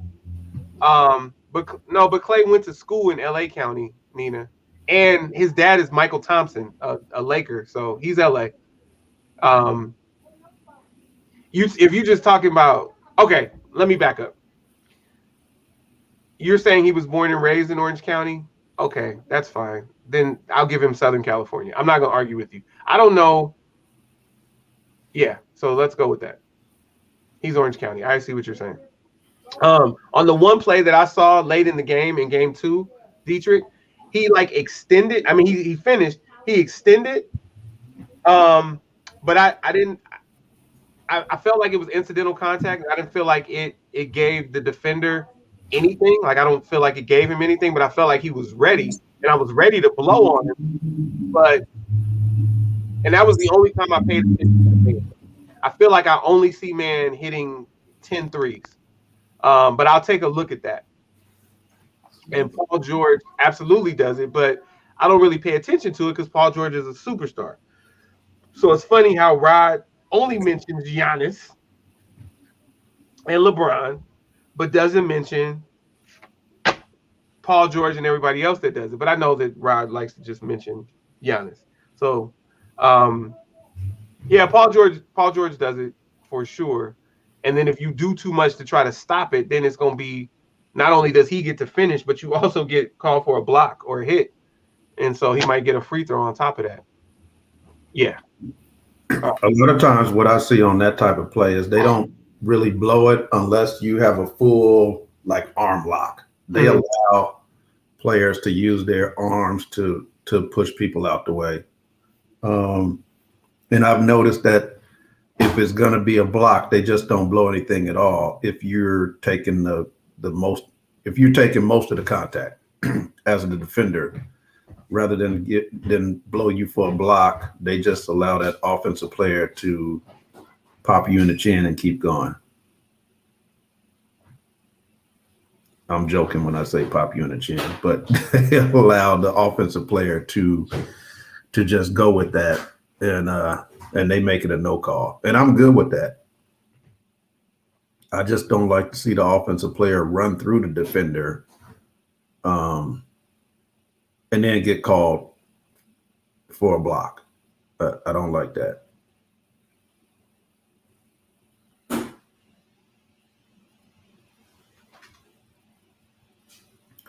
And I know he's digging up something.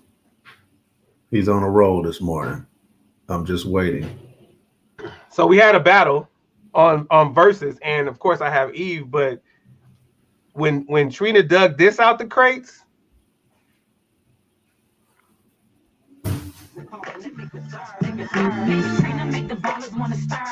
I forgot she was on the remix. I completely forgot. I'm that bad bitch, box beans on blade. Rocks on my wrist like peach lemonade. Keep you bitches in your range. Fuck them other girls, some of my Russian strings. A Chanel pearl, I'm back for my crown. Fake bitches bow down. It's the remix, what you wanna do now?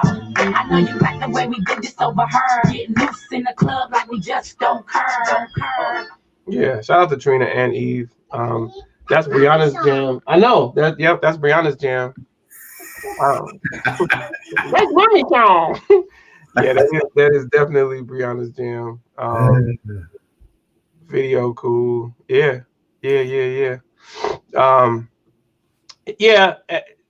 Listen, I don't know.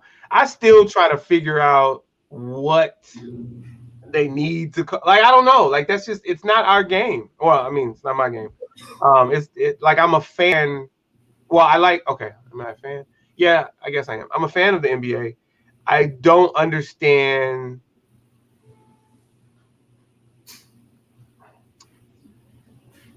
I think there's an art to officiating the NBA because you have a rule book or a rules book, and then you have the spirit of the rules, and then you have the interpretation of the rules, and somehow they know how to be pretty consistent with their inconsistencies so that it all makes sense to them and the players and the coaches. I constantly try to figure out what's what. And so the biggest thing for me, like you guys are not going to believe this, but Rod will, Nina will, is the really bad screens. Like you guys are the biggest people on earth and you're supposed to be the most skilled. Why can't the ball handler dribbler just run the defender into the screener? Why does the screener have to go here and lean to the side?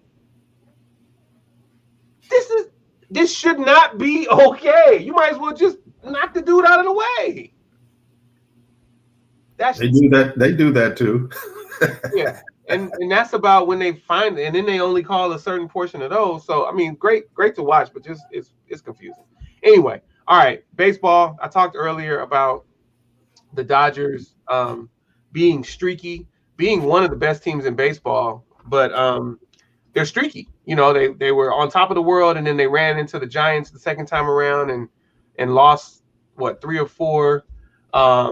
They were streaking again, best team in baseball with the Giants and the Astros, but really best team in baseball.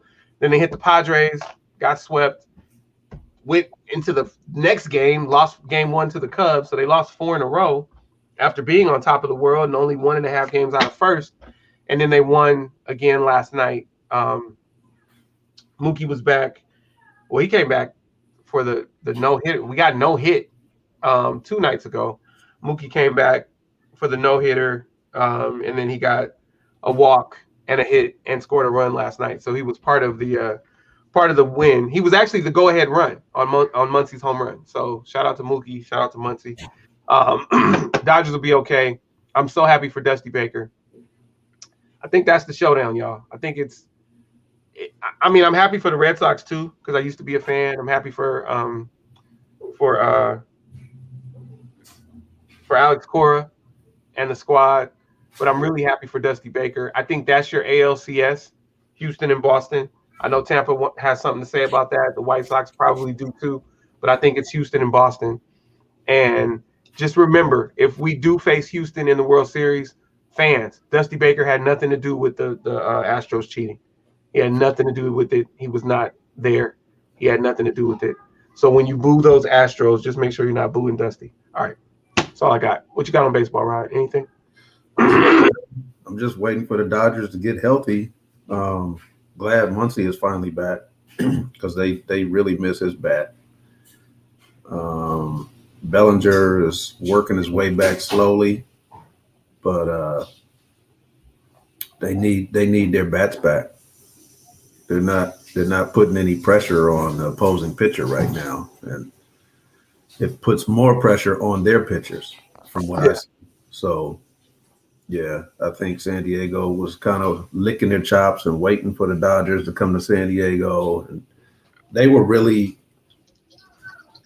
high on the games. I don't see the Dodgers playing, didn't see the Dodgers playing like that where they really cared, whether they beat the Padres or not.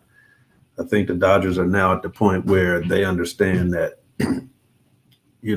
they need to be up when the playoffs start. So let's see what happens. I think the Dodgers have the A's coming up, Elaine, at Dodger Stadium.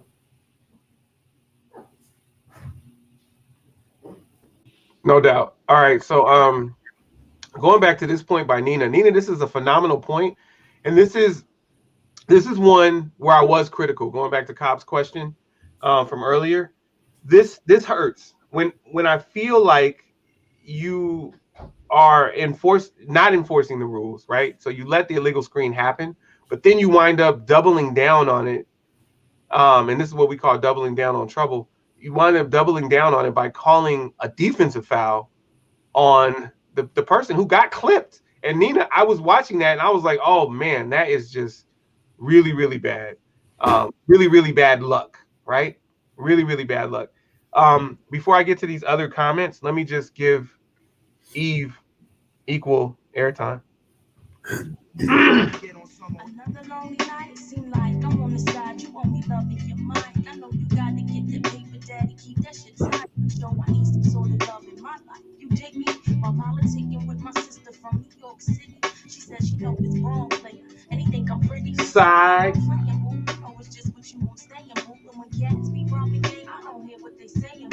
When you out there in the world, I'm still your girl. With all my classes, I don't have the time for life's girl. So when you sweating on stage, think of me when you rhyme. And don't be listening to your homies. They be so what you saying, I can trust you. Is you crazy? You my king for real. But sometimes relationships get ill. Y'all see those chill bumps? That's a perfect song. That's called You Got Me by The Roots featuring Eve. I know y'all know that, but in case you didn't. All right. So let's get back to it. Should have went against Missy or somebody. Trina's not in that class. And they made Trina sound good. I won't deny that part, but she's not in Eve's class. Well, let's be clear. She didn't just sound good. She looked good too. Boy, they both look like money up there. But and here's the thing. The problem, Rod, is Eve. You said Eve Missy? You said Eve Missy or Trina Missy? They should have had Eve Missy. Yeah. So the problem for me, it who battles Missy? I like Missy doesn't have. You can't battle her because she's in every category. She can sing, she can flow, and she wrote everything and produced everything. So her catalog is too thick for Eve. If you're just doing performances, that might be something, but that's not how they do it. So I don't know. I don't Well, know.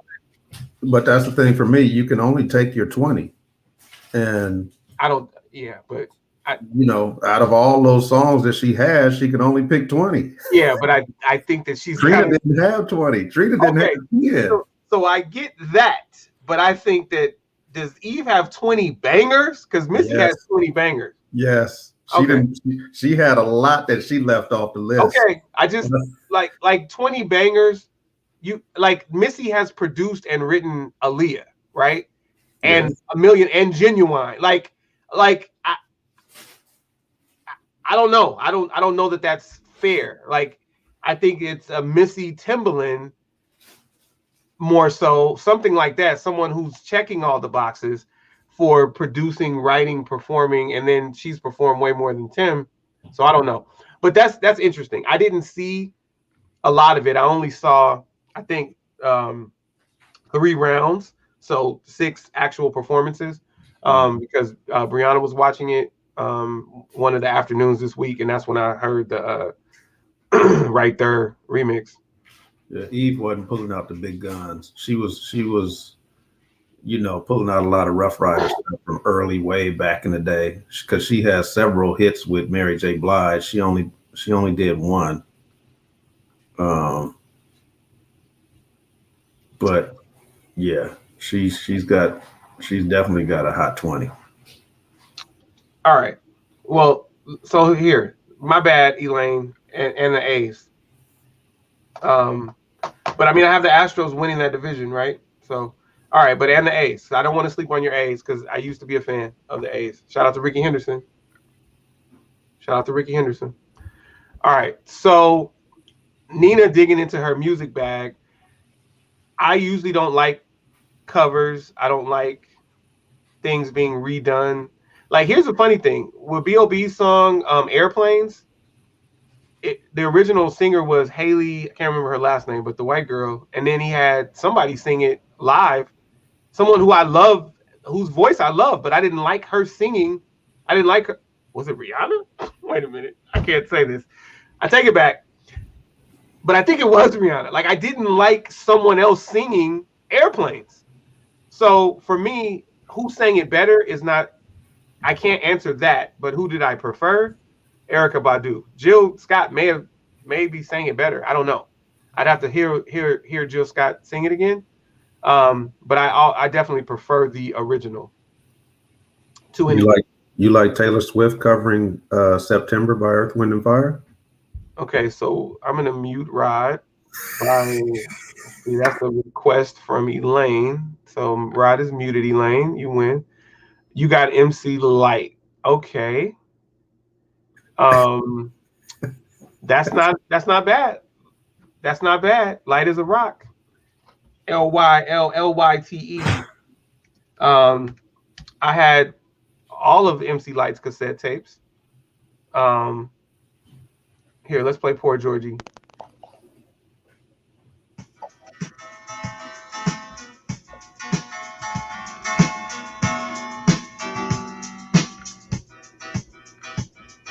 I met him in the club hanging out one night. He said, "Hello, I'm George.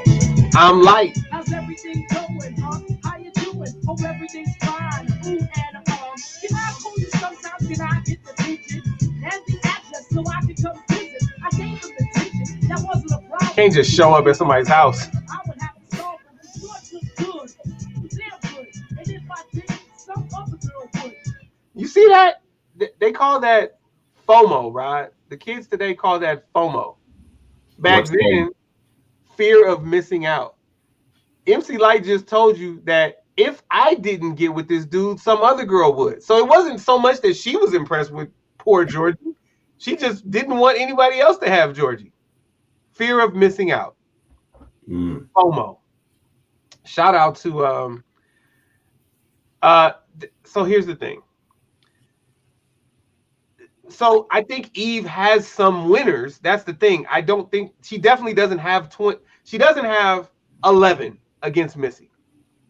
That was my point. So I do believe that it would not be a good matchup. I think that we would have more music that we would love if we had Eve versus Missy, because I think that we know less of Trina, just by and large. Now we pretty much know a lot of Trina features. I just don't think that's the matchup people are looking for. But that I hear you. I hear you. I hear you, Rod. But yeah, I wouldn't use those terms, Dietrich, especially in this day and age. But I get what you're saying. Wrote and produced, it's a lot. It's a lot. It's a lot. And she's got some performance. I mean, she got shit with Beyonce. You know what I'm saying? So, she has some winners in there. All right. Shout out to MC Light. What else are we saying? Neo. Well, here, let's me. Let's do this. Let's do this the right way. All right. I don't know what we're saying about Neo, but Neo, Pharrell, or Timbo would have to battle Missy. Yeah.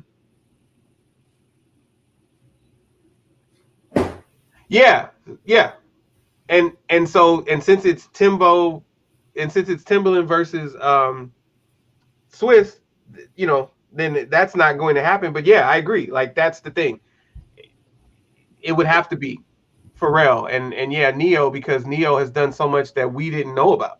But Neo already went against Jonte Austin, and we found out a lot of the stuff that Neo wrote that we didn't know he wrote, right? He's not a producer, but he's a writer. So yeah, that's my point, Rod, about Dietrich. I mean, Dietrich is making the point that I was making about it being a mismatch. Yeah, that's the term I want to use. It would be a mismatch for Eve against Missy, I think. I don't think so. Missy does do more. I'm not saying she doesn't do more for her songs, but that's not what the battle is about. It's not about who does more. It's about your hot 20 songs, against their hot 20 songs. So I guess what we're saying is, if you have 20, and I don't believe Eve has 20, but let's say Eve does. She definitely has 20. You said the same thing about Busta Rhymes, which I thought was crazy. Okay, fair. Did you guys prove to me that he had 20? I know I sent you at least 10 or 11 off the top. So you should get 2 points just for the scenario remix. I get it. But listen, I don't know that Busta has 20. I don't know that Eve has 20. But if Missy has 44 to pull 20 from, that's what I'm saying. But I just because it's not just that simple, Rob, that it's just 20. Otherwise, you could tell me that Eve could battle Babyface, and she can't. Well, they two different styles, two different categories. I mean, like it needs to match. Yeah, and what I'm saying is, you're not gonna have Eve talking about the Eve of destruction, and then he comes out talking about I'll make your lunch or whatever he says. I'll make your lunch. I'll cook your dinner too. Whatever he's talking about. Can we revoke whatever membership card Rodney has? Can we revoke it because I'll make your lunch? Oh my goodness! But they couldn't even be in the same setting. It's got to match. Well, that's what I'm. So what I'm saying is, right? It's not just about having 20. Even if you do have 20. Do you have 20 killers? Like, okay, here's the thing. Who can sing better out of Keisha Cole and Ashanti? Keisha Cole, clearly, hands down. Who do I like better? Keisha Cole. But Keisha Cole might have actually lost that battle, even with them performing, just because it was close enough. I'm saying I don't think it's that close. With does Keisha Cole have 20? She got the same amount that Ashanti has. Does she have 20? No, what I'm saying is whatever they have, they both have. Yeah, they just put in It's the same. fillers. I'm talking about people with bangers. I ain't talking about people But with what fillers. I'm saying is that Because was you trying to sell me on both Bow Wow and Soldier Boy, and I know they don't have 20. okay. Let's run it back. I definitely didn't try to sell you on that, buddy. I told y'all I wasn't watching that shit. That's probably like so with Bow Wow features. Bow Wow might have 11 with features. Soldier Boy, I don't know. I said they got to. I would take Soldier Boy and their top 2 songs that they have created on their own. I'll take. No, I'll probably take Bow Wow on that too. So I don't know. Anyway, moving on because you're lying. I never told you that was. I said it's. I said it'll be entertaining, but I don't know that they have 20. That's but that's a bye week. The Eve against Missy, that's just unfair. That's setting her up for failure. That's a bye week. What about Eve against Jim Jones? Maybe there you go. Eve Jim Jones. Does he have 20? Come on, dude. Nah. He doesn't. That's a better matchup. He doesn't. And so when Joe Budden is saying that Jim Jones should battle Ja Rule, I'm like, that's not fair. He's gonna even if you like Jim Jones more, Ja Rule's gonna mop the floor with him. Like to take Dietrich's murder reference, he's gonna mop the floor with him. Like that's not fair. You said Jim Jones would mop the floor with Ja Rule? Ja Rule would mop the floor. Yeah. Oh. Yeah, I'm realistic. I would like to see Ja Rule in 50, as long as they were in a different place. To me, that's like the Gucci Mane and I mean not Gucci Mane. Gucci Mane and Jeezy.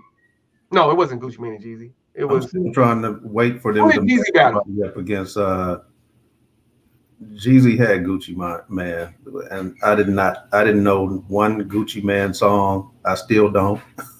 Yeah, it was Jeezy and Gucci, and they were there together, and there was a lot of tension. I don't know that. Well, I think 50 could be in a room with Ja Rule now. I think 50 is just all about getting his money and making people laugh. Mary J and Tony Braxton. This is interesting because obviously one can sing circles around the other, but there's a lot of hits in that battle. A lot of hits, and I don't think I have to explain to you guys who I feel can sing better. But when you talk about this song, it's Tony Braxton. But when you talk about this song from the most perfect movie of all, from one of my top 5 movies of all time, you talk about this perfect song. And in case you don't know what I'm talking about, this is from Waiting to Exhale. This is written and produced by Babyface. See, this is how Babyface comes at you.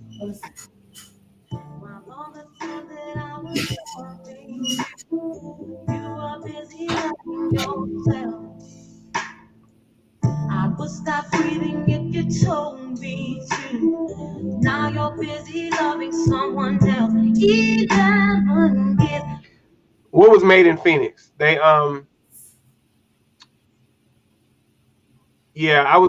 Jimmy don't have. Yeah. Bow Wow does not have 20 with or without features. Nina's got her Twitter fingers going. I missed all these comments. Yeah, I did too. They just popped up all of a sudden. Is Nina battling Dietrich, or just Nina? It's all Nina. Nina, what are you talking about? Okay, I don't know what you're talking about. You're talking about hits? Okay, Nina, I need you to put it together for me. Give me the spreadsheet of Tony versus Mary, because yes, that was my point. Tony can sing better, but Mary has 20, and I believe Tony has 20. They definitely both have 20. This is interesting, Nina, because Mary has Not Gonna Cry, but Tony has Babyface all the time. Mary had Babyface for one song, but of course she had Puffy. I don't like this. I don't like that matchup. The styles are just way too different. Well, the styles are very, very different. But Nina says it's a massacre. I want to see the spreadsheet, Nina. Put it together for us. It's not a massacre. Nina, put together the spreadsheet and we'll display it next week. Rob, we gonna close out. Oh, you still talking about MC Light? Got a what? Gotta have a rough neck. Keisha was a mess. Keisha, shout out to Keisha Cole. Keisha is one of my faves. Buster, talking you like my matchup. Jimmy don't have 20. Bow Wow with 20 with features. Keisha Cole is my favorite thug singer. I need y'all to know. Keisha Cole might be my favorite thug. Yeah. Shout out to Keisha Cole. What was made in Phoenix? The movie? Okay. Waiting to exhale. All right, cool. I see Nina's little comment. I'm down to 191, Nina. Now.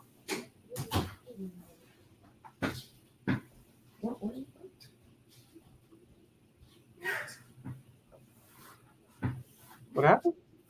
What the fuck just happened? Okay. Rod, y'all just made this shit uncomfortable. Hey, shout out to everybody for coming through. Elaine, Dietrich, Cobbs, my dad, Captain Ortega, Anita Ortega, Roderick came through. Dietrich is here. Cheryl came through. Everybody else watching in other places that hasn't commented. Benjamin came through. The Black Elf came through. Giannis came through to talk to Rod about the pronunciation of his name, tell him to put some respect on his name. Okay, so Nina and Rod are having a battle. Yeah, thugs need love too. And yes, Keisha Cole. I saw her in concert. Thug. Okay, so Nina clearly wants smoke with Rod. I don't want smoke with Rod. So Rod, I'm gonna let you go ahead and close out. Yeah, the Black Elf, Trey Young. Man, I'm gonna watch the games later and see what happens. I'm gonna try to clip some plays to make sure we can take a peek for next week. And hold on, Rod. And there's nothing wrong with that, Dietrich. I know you're trying to take a jab, but there's nothing wrong with that.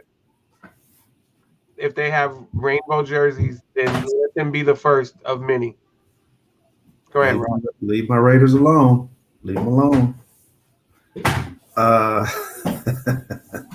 Oh, he's saying as a money grab. Okay, so he's not talking crap about the guy. He's talking about a money grab. Okay, because are those dollar signs? I mean, are those money stacks or flowers? Looks like money stacks. Okay, if those are money stacks, then Dietrich, your comment is okay. If those are flowers, okay. If those are flowers, then you're in violation. But I think those are money stacks. So okay, you're good. Go ahead, Rod. Sorry. So yeah, I'm gonna watch the game. I'm gonna clip some plays for next week to kind of go through what we talk about. I'll be watching to see if there's a 10 count on Giannis's free throws and just overall plays that may make sense to us or may not make sense to us. I'll try to find, I'm sure there'll be some kind of controversy at some point. So I'll try to find a controversy play and see if we can go through it. Getting ready to go see my nephew play in the Drew League, and everybody else have a great weekend. Have a great weekend. You didn't lost your mind.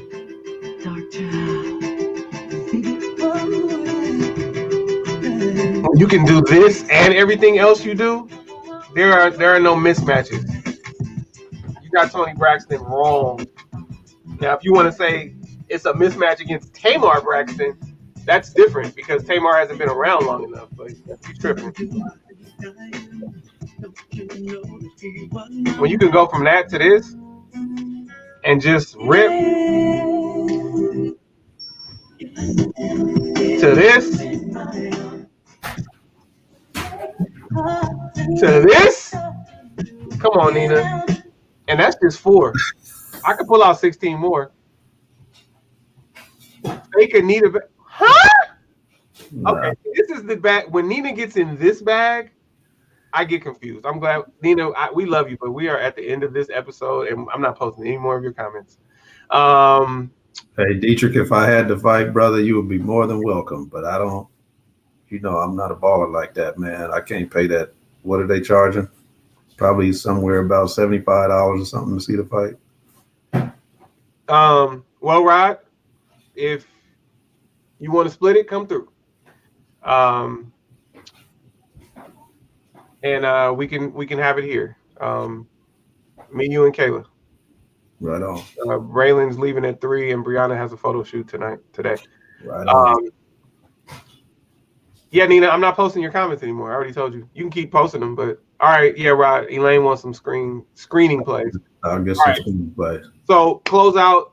We went over this week just because we haven't, we haven't had a chance to go over in quite some time because we've been doing some 8:30s and then I was in Vegas 3 weeks ago, and then 2 weeks ago, and then last week Rod wasn't available because he was in Denver putting it down. So we're back. We appreciate you guys sticking with us, hanging with us, coming through. Thank you to our long-term viewers, long-term listeners. We appreciate you.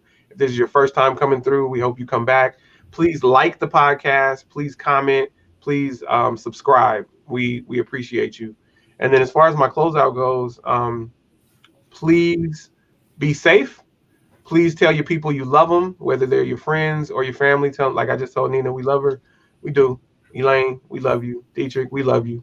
Cobbs, we love you. Aunt Cheryl, we love you. We got love here. Captain Ortega, we love you. Anita Baker, we love you. Tony Braxton, we love you. Mary J. Blige, we love you. Nina, stop. Tell your people you love them. Tell your people, Kayla, I love you. Tell your people you love them. Hug your kid, kiss your parents, hug your parents. You never know. Things happen. My prayers are with the families of everyone involved with the Seaside, Florida condo collapse. That is so sad. I'm having trouble hearing you. Yeah, it's okay, Siri. I wasn't talking to you.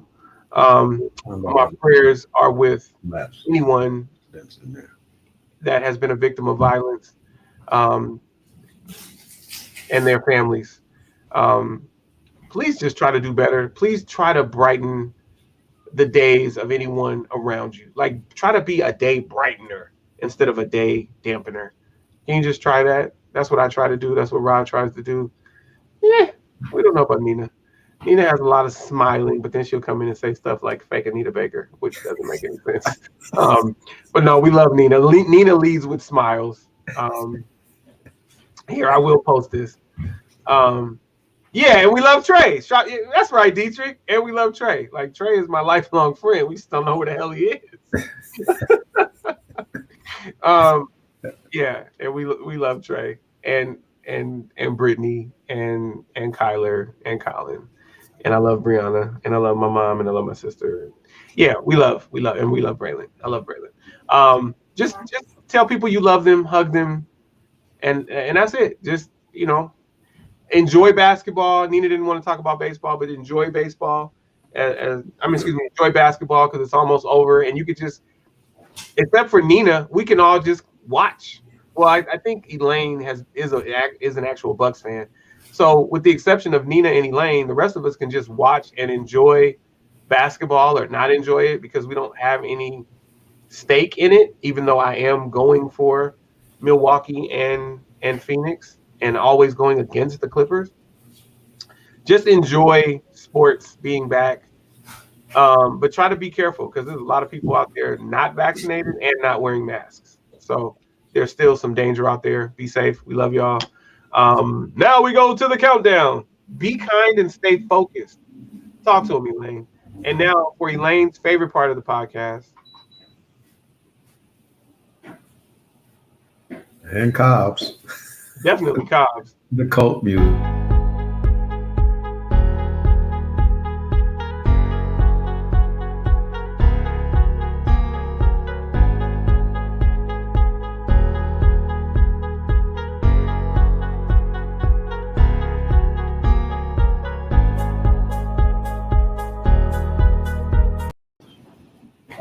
Okay, track and field.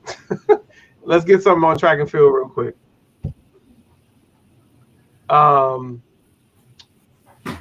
Yeah, because if we're talking Olympics, we can talk track and field, we can talk softball, we can talk women's soccer.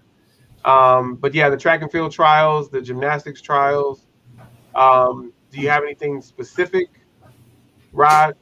or I just want to see Nina, Simone you ladies? Biles just blow the field out. All right, that's That's all. gymnastics. That's what I'm waiting for. Yeah, straight up. All right, what you got? You got anything specific in track and field, Elaine or Nina? Nina, big three. If she's talking about Trey, he's not coming back. Yeah, Olympics. Yes, absolutely. Dietrich. Okay, yeah. So yeah, let's not forget about track and field. As a matter of fact, let's talk track and field next week. Let's talk. As a matter of fact, let's get caught up on basketball next week, and let's talk about Olympic sports, or not. Let's talk about the Olympics and everything leading up to it. Fair enough. Yeah. All right. Whoa. All right. So yeah, we out. We already did the countdown. Yes, next week Olympics. Fair enough. Everybody agrees. All right. We out. Thank you. Church.